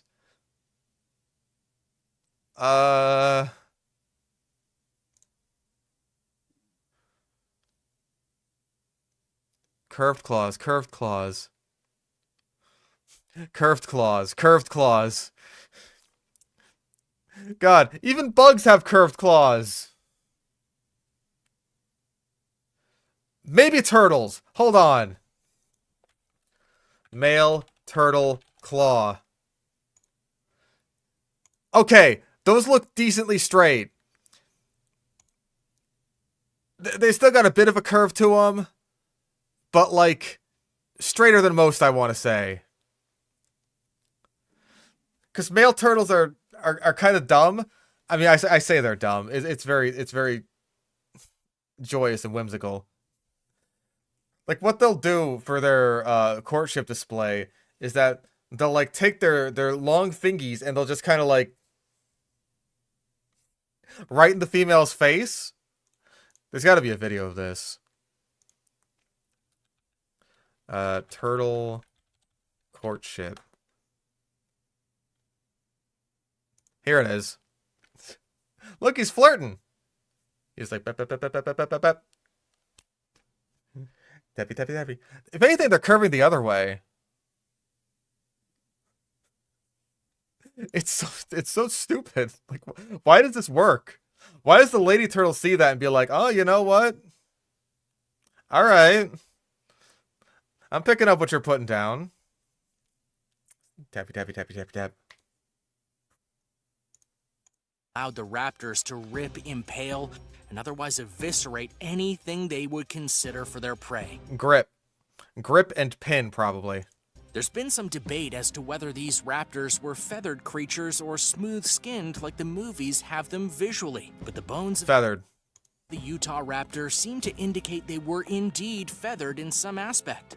though how much I actually don't know if there's any like direct fossil evidence of feathers on Utahraptor, but like phylogenetic bracketing would pretty much guarantee that they'd be feathered like all of the dromaeosaurs. is still unclear, and the danger they could have posed to us is a bit up in the air. However, if they hunted in packs and were near Pack hunting. Finally. populated areas, there's no doubt in any mind that they could cause a lot of harm to the population, not the least of which is because of their size. Yeah, they would hunt in giant packs of hundreds and hundreds of Utahraptors that would just swarm around a group of like 5 people outside of a helicopter who just shoot them over and over and over with guns that never run out of ammo in slow motion. And God, Primitive War is a bad movie. Number 5, short-faced bear. Bears are massive Bear, but creatures in big. their own right. They can tower over most people and animals, but in terms of the biggest ones that ever existed, Bear. well, that would be the short-faced bear. These bears stood over 13 feet tall when on their hind legs, which is 3 feet taller than the biggest bears in the world today. But their height wasn't Bear. the only difference they had, for they had a lot of girth too. Modern Oh bears my. can weigh at almost 800 It's not just the length, but it's also the girth and the weight and the slightly leftward curve. pounds, which is really heavy, no doubt. But Whoa. the short-faced bear weighed around 2,000 pounds. That's significantly more. Plus, the short-faced bears were always hungry to an extent, and it had the ability to chase down and rip apart bison, buffalo, and more. What's more, their size Bison and buffalo are the same thing. Those are synonyms, you dingus. made them incredibly hard to defeat. And the short-faced defeat. bears were infamous for their aggressive tendencies. Dude, everything is aggressive. How are they infamous for their aggressive tendencies when you have no indication of their behavior? Their very nature would make them major threats to all humans, as well as livestock and any other animals it could get its eyes on. There are some who believe that the short-faced bear still exists out in Who? Who believes this? Who are the short-faced bear truthers? I've seen the megalodon truthers. I've seen the fucking the mammoth and the saber-toothed cat truth. I've never heard of the short-faced bear truthers. the world today, despite being killed off during the Ice Age. Number 4, Megalania. In the outback of Australia during the Ice Age, In the frozen tundras of Antarctica. Megalania was nowhere near that. there was an apex predator so feared that it became part of the legend That's the Dimetrodon. Wait, part of a legend? Is it going to be about the rainbow snake thing? of the land, and this creature was the Megalania. The Megalania was a monster lizard, one that was bigger than a crocodile, 23 feet long based on fossil findings. What's more, it was said to have a mouth full of teeth that were not only sharp, they were also extremely venomous. And venom Sure. I mean, like, we now know that monitor lizards are venomous, right? For a while, it was just debated on what the fuck was going on with Komodo dragon bites. But, like, studies have shown that monitor lizards are venomous, and I'm pretty sure their closest relatives are... Another time, still alive or cryptid, would work. There's only so many spaces on the bingo board. I might have to start combining things, right? But yeah, I'm pretty sure some of monitor lizards' closest relatives are Gila monsters and beaded lizards, which are also venomous lizards. Bison and buffalo are not the same thing. I think it depends, because I know there's like water buffalo, and those are a totally different thing. But like, at least in North America, when you say bison or buffalo, those are like synonymous. And there's like Cape buffalo; those are also a different thing. So I guess outside of America, outside of North America, they are not synonyms. But within North America, they are. And I think Arctotherium... That was a North American species, right? Maybe North American and European. Calling a bison a buffalo is technically wrong, but it's colloquially normal. Okay, so that's just another one of those fucking panther things. It's like calling a cougar a panther, which is wrong, but it's like so common colloquially that you just kind of throw your hands up and say, all right, fuck it, whatever.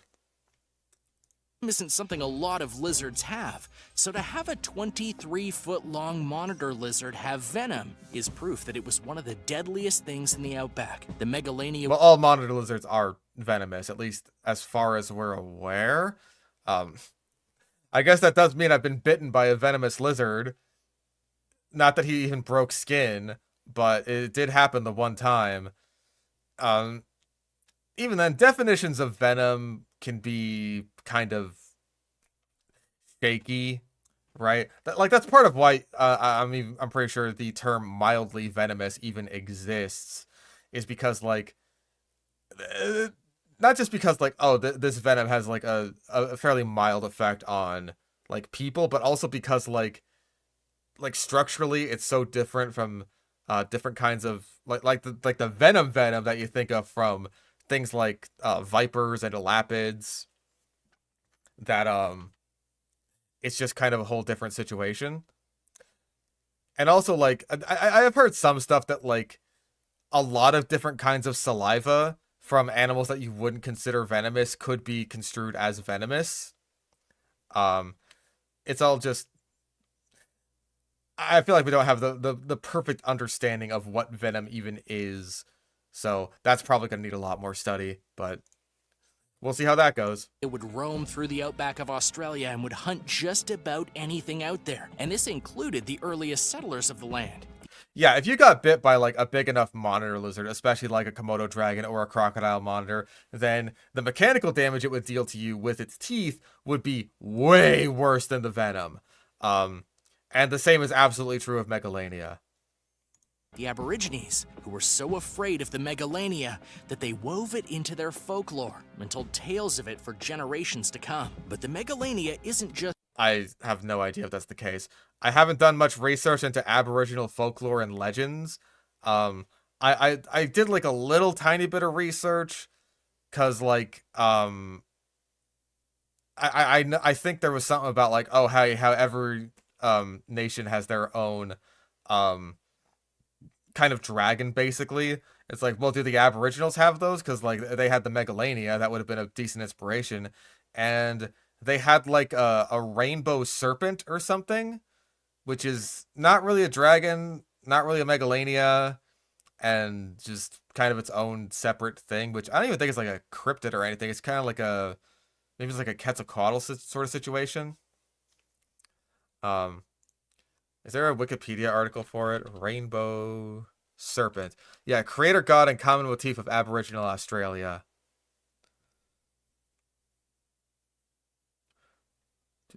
Not all the myths in this family describe the ancestral being as a snake. Of those that do, not all of them draw a connection with a rainbow. However, a link with water or rain is typical.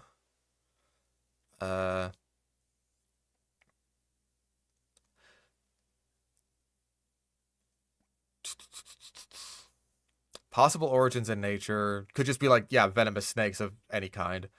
Or big ass things like rock pythons.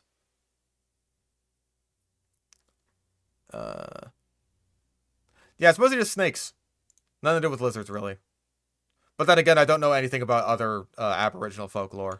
Just something that scared people in the past. There are those who believe that the Megalania still exists in the... Okay, I have heard at least of Megalania truthers. That was like an episode of Lost Tapes, where a guy is basically trying to be a Bear Grylls wannabe out in the woods, out in like the Australian rainforest or maybe New Guinean rainforest, and ends up being attacked and eventually killed by a Megalania. The Australian outback to this day, despite fossil records stating that it died some time ago. Basis for this belief involves unusual deaths of animals in the outback and occasional tracks that have been found out there. I sincerely doubt any of those are true. Should it still be alive, it would obviously be a big deal to those in the outback and beyond. Well, clearly it's not, because like there are scant few, if any, traces of its existence. So if it is still alive today, then I think we're okay. Though the terrible recent wildfires will likely prove that this creature is still extinct, which I guess is kind of a silver lining. That's fucked up. They're like, oh, thank God, the recent Australian wildfires likely wiped this critically endangered lizard off the face of the fucking earth. Number 3, the Megalodon. Megalodon. While there were many powerful creatures out there in the ancient world, one that continues to mystify and terrify people in the modern... Why is this shark about to spit up a bunch of fish at me? Are we watching Animal Ranking Hub again? Yeah, we've already crossed off Megalodon. Modern world, despite the creature being long dead, is that of the Megalodon. You can just get footage of a great white shark jumping? It's all over the place. The Megalodon is what you might call a super shark, as it was basically 3 times as big as the infamous great white shark, and twice as mean and twice as aggressive. Again, he's hyper fixating on the aggression thing. Like, yeah, we've already got repeating himself. Like, none of these creatures are harmless, I want to say, but good God, man, he's just going with the aggression over and over again. The fossils found of the Megalodon state that it could grow up to 60 feet in length, but others believe it could actually grow larger. This creature was the true apex predator of the oceans, and only had a very limited set of rivals that could challenge it. One of the reasons being that it was not only large, it had the teeth to rip through just about any creature out there in the water. But It's not only that it was large, but it also had really big teeth. It was almost like it was some kind of megalodon. Some kind of big tooth. Say that again. But there's something strange about this beast, because when it got hungry, like really, really hungry, it wouldn't hesitate to kill one of its brethren to get food. Okay, that's okay. Thank God that we already mentioned pack hunting earlier, because like cannibalism, I would have been kicking myself for missing that one. It's believed that because of its size, the Megalodon would need to eat about 2 tons of food a day. Yeah, how would we know if it was like cannibalizing? Because we do have a few megalodon vertebrae, but I don't think that they have evidence of like, you know, bite marks from other megalodon. If that was the case, then I feel like, well, I would have heard about that, but pretty much all we have for like 99% of megalodon fossil remains are just the teeth. So unless we have like a tooth embedded inside of another tooth that proves that like 2 megalodons were just like going at each other's faces, maybe. I sincerely doubt it, but that would be something. Really though, I think we could just infer that it's a cannibal, because a lot of sharks are, including like great white sharks today. The sharks will just bite the hell out of each other even when they're mating. You don't even have to have them eat each other afterwards. They're very bitey lovers. Which meant that at times it had to resort to cannibalism in order just to stay fed. This, along with environmental changes, led to the Megalodon dying out. Oh my God, you fucking called it. They ate each other to death. They ate each other to death. That's fucking preposterous. I'm so hungry. I have to eat my brethren just to survive. Nom, nom, nom, nom, nom, nom, nom, nom, nom. Oh my lord. Just like the Dunkleosteus before them. You flew a little too close to the sun, Megalodon. And look where it got you. And the world is likely a better place for it. After all, if the Megalodon were still around, it would quite literally cause a seismic shift in the ecosystems of the ocean. And while there are many large... Quite literally cause a seismic shift. It would cause earthquakes. It would cause earthquakes. I'm pretty sure there's like... I think it was like the ancient Polynesians that thought there were giant whales that would like kind of slap the sea floor with their tails. And whenever they did that, it ended up causing earthquakes. So that's the same thing. If Megalodon was still around, then its sheer size and force would be causing earthquakes. Predators in the waters, none would be anywhere near the aggressiveness of the Megalodon. Plus, because of its eating habits, it's fair to say that it may eat up entire species given enough time and numbers. These, like, there is so much of this shit just all over these Sludge videos where it's just like, oh yeah, if Megalodon was still alive today, it would wipe out entire fucking species. Like, what do you think it was like when there were Megalodons just everywhere? Just everywhere, right? There were still whales back then, And the whales made it out just fine. They were fine. And yet somehow if Megalodon was... I mean, you would have to say that, like, oh, it's not just because of Megalodon. It's because even after we've installed, like, protections on pretty much all whale species, whale populations are still down by, like, 90% from what they were back in, like, the 1800s or something like that, right? Before, like, commercial whaling really took off. Number 2, thylacine. The thylacine is a creature.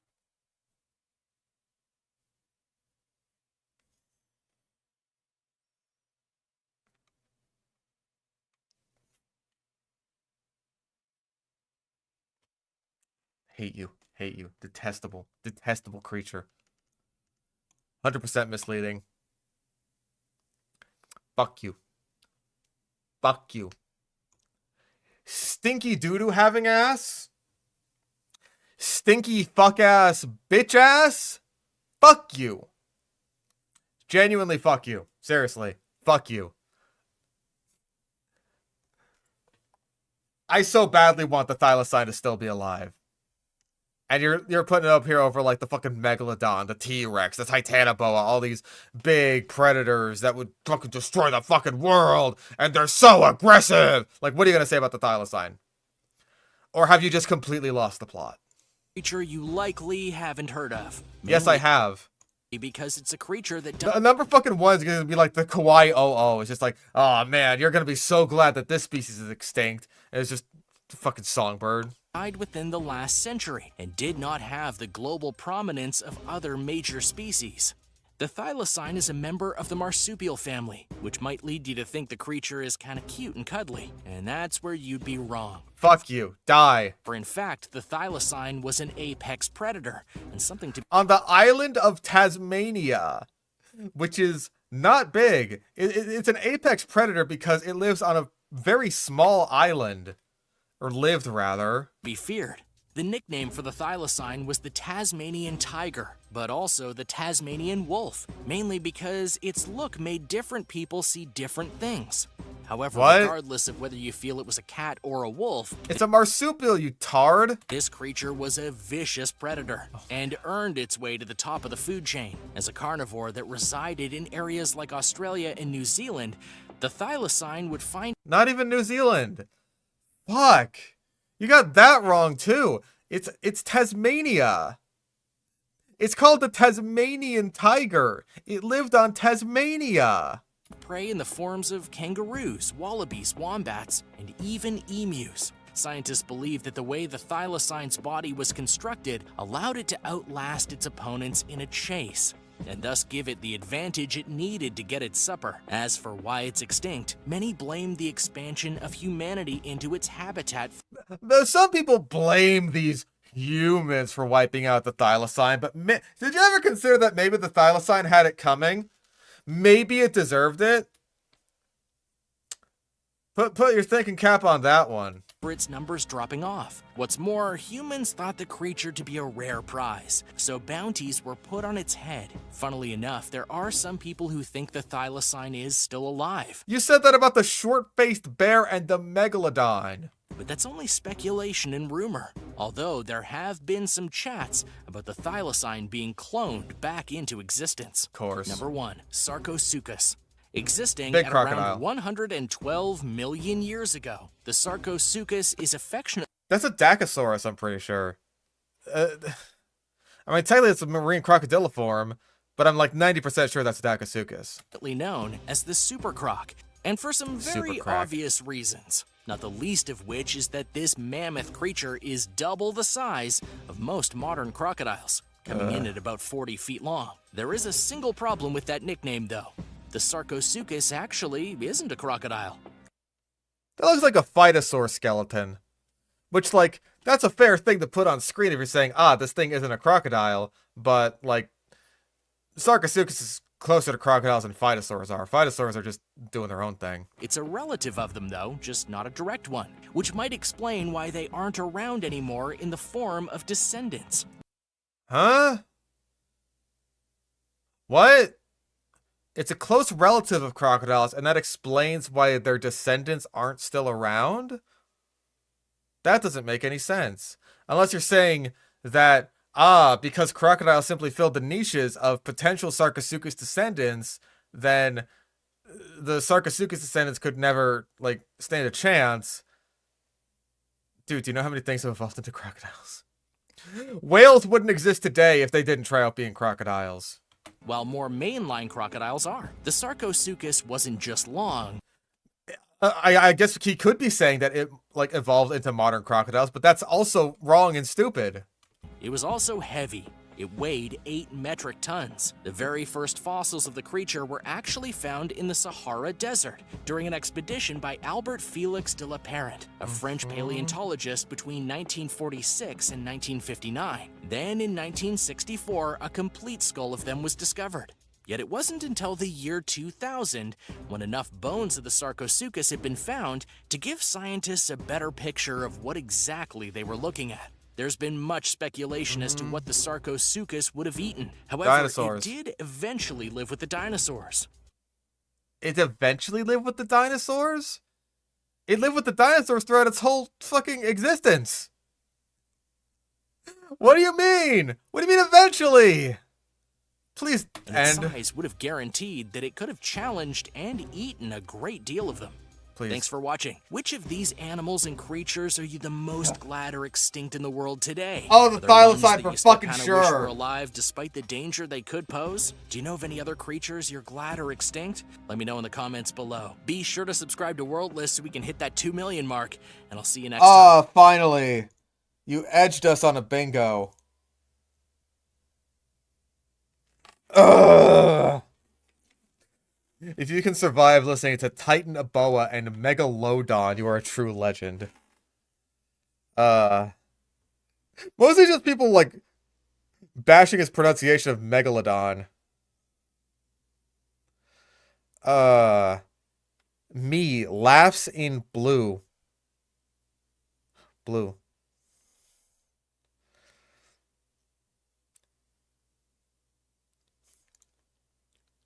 Do. What? Anyway. Yeah, at least he said that, hey, I really hope the Tasmanian tigers are still out there. Yeah, me too. You forgot about Kraken and Bloop. I'm going to assume he means the bloop. Neither of these exist. Neither of those exist. Boo womp. Boo womp. Oh my god, that was... It's mostly just people ripping him for his shit Megalodon pronunciation, which, fair enough. Yeah, he forgot about dragons. How do you just forget about dragons? Honestly. For shame.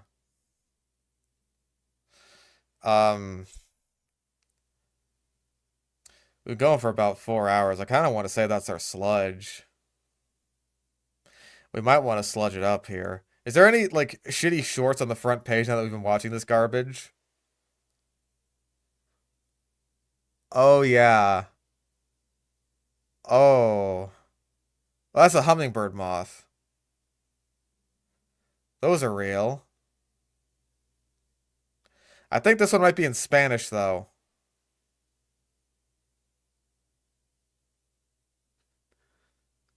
That looks like an AI-generated sea pig. Yep, that is AI-generated, all right. It's supposed to be a sea pig. It's bad.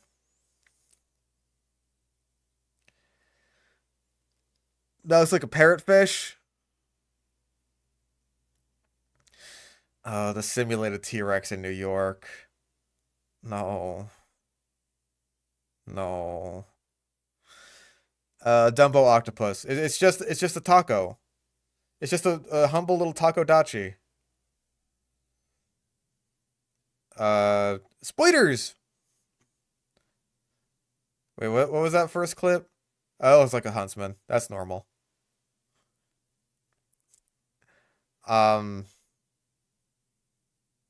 Yeah, I think that might be our sludge.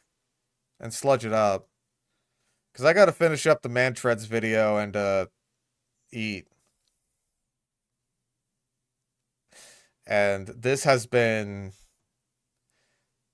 Goodness gracious, that took a while. Put on the T... Alright. Spino Snack, you son of a bitch. Let's, What would happen if a T-Rex appeared in the middle of New York City? Not the movie version, but a real T-Rex. Let's find out. The first thing it does is smell everything. Stinky. Forever Zero donated $1. Have you ever considered reviewing a Would They Survive video? Oh, I've done one, and it was just glorified roleplay from this man right here. What is he? We checked at the start. What was the most recent one he's done? I simulated Plesiosaurus in the modern Loch Ness, and chaos followed. What is even the biggest animal in Loch Ness? Like, what could give a Plesiosaurus a run for its money?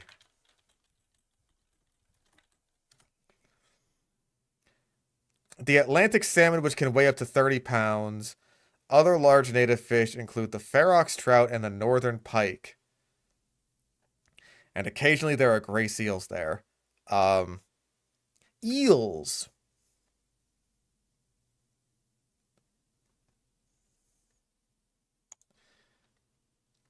Fish species.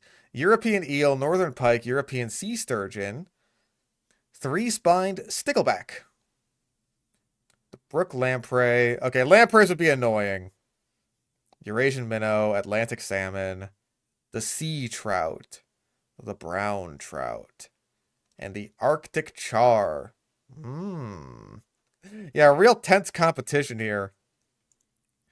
But let's see. And I mean everything. The T-Rex's nose is genuinely That was the wrong nose, but whatever. one of the best noses ever built. The smell centers of its brain take up nearly half the space. In the Cretaceous, that nose could track a single hadrosaur across miles of open floodplain. It had clean air. But it couldn't track a wildebeest.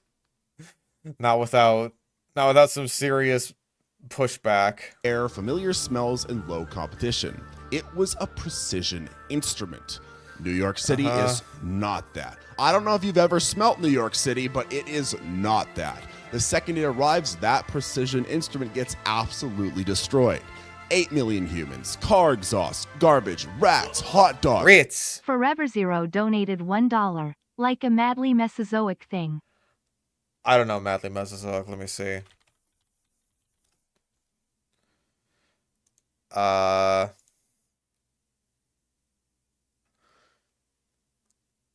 Okay, I haven't seen any of these guys, this guy's videos, rather.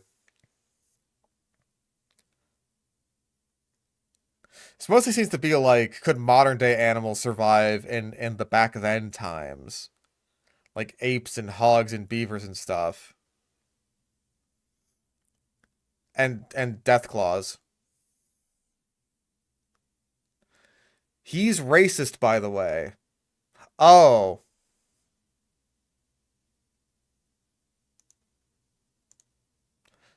So hot dogs. Human poop on the street, sewage. Listen, this is New York, not India, okay? Restaurant vents blasted. As soon as I go away from a guy that's apparently racist, I immediately make a racist fucking joke. I apologize for nothing. 16 different cuisines in the air at once. The Rex does not go into hunt mode. It goes into panic mode. Brain is getting hit with more chemical information than it has ever processed in its life, and none of it matches anything it recognizes as food. Yeah, it seems like the T-Rex would just be really fucking confused. Could have said LA. No, I would have said San Francisco. Listen, LA has its problems. I don't know if poop on the streets is one of those problems. I think it's definitely a San Francisco thing, though. Then there's the ground. The Rex weighs about 6.5 tons, and New York pavement was built for cars. Each step would punch through concrete. I don't think it would, because concrete is harder than like the ground, you know? Like regular ground. That's so weird, because like pavement is built for heavy vehicles. Are you saying that like a 6-ton truck would like just smash through New York City concrete? Yeah, it's the fucking tungsten T-Rex. Each stride would take out a parked car or a fire hydrant or a chunk of a storefront just because the animal brushed past it. It's not attacking, it is just moving, and the city is God, that's such an AI fucking line. already falling apart around it. The entire city is falling apart. Skyscrapers are crumbling down, and people are just like, okay, listen, this is even less believable than 9/11. You guys aren't even trying anymore. And the sound. Oh, this sound. The Rex sound. evolved to hear low, slow frequencies, the kind that carry through dense jungles. And sirens, engines, car horns, subway rumbles, all of it hits wrong. The Rex does not. It's wrong, man. Yeah, it's like Diet Godzilla in the fucking the Roland Emmerich film. It's just this big confused fucking reptile running through the streets being like, what the fuck is going on? Please stop shooting at me. And then it's just gonna die confused and all tangled up on a big bridge. And it's just like, oh, are we the baddies? Not process any of this as normal. It is just noise. Constant, directionless, terrifying noise. Yeah, that's why I don't live in the city. So it wanders. It follows the strongest smell, which in New York is probably a slaughterhouse in the meatpacking district or a livestock truck stuck in traffic. It's not Hey, how much meat do you suppose is on that livestock truck? Do you think it's maybe like 6 tons worth? hunting. It's just trying to find something familiar in a world that makes absolutely no sense. Got another AI line. And within 6 hours, helicopters and military teams with guns would definitely take it down. Yes, the most powerful land. It is just Godzilla. It's just the fucking 90s Godzilla Roland Emmerich movie. He's just like, yep, here come all the guns to shoot you down now. You're dead now. And predator that ever lived didn't go out in a fight. It went out confused, scared, and standing in a crater it made by accident. In a city it never had a chance of understanding in the first place. Yeah, it's kind of like this was a really stupid thought experiment. It's just like, yeah, it would be very confused, and then police would shoot it. And then it would die. Yeah, that's kind of the thing that I would have expected to happen, except for all the craters that it made. So, literally just the 90s Godzilla movie. God. Why do we keep going back to Spino Snack, man? Why do we keep doing this to ourselves? A Shakespearean tragedy. Absolutely. That is definitely our Sludge. Sludge it up. This was... Oh, boy. This was something. We sure got our fill, huh? I'm potentially going to have Danny start editing the Sludge Bites from now on. And this is going to be her first go at it. And I really hope that she has fun with this one, because I didn't. This was agony, as it always is. So yeah, that's our Sludge and Sludge it up. I'm gonna go now. How's Danny? She's in between jobs right now, so I'm gonna help her out by paying her for editing stuff. But yeah, that's our Sludge it up. I'm gonna try to stream tomorrow. I don't know, man. I really want to finish this goddamn Man-Treads video, so that might have to take a hit there. But yeah, that's our Sludge it up. Have a good one. I'm tired. I'm hungry.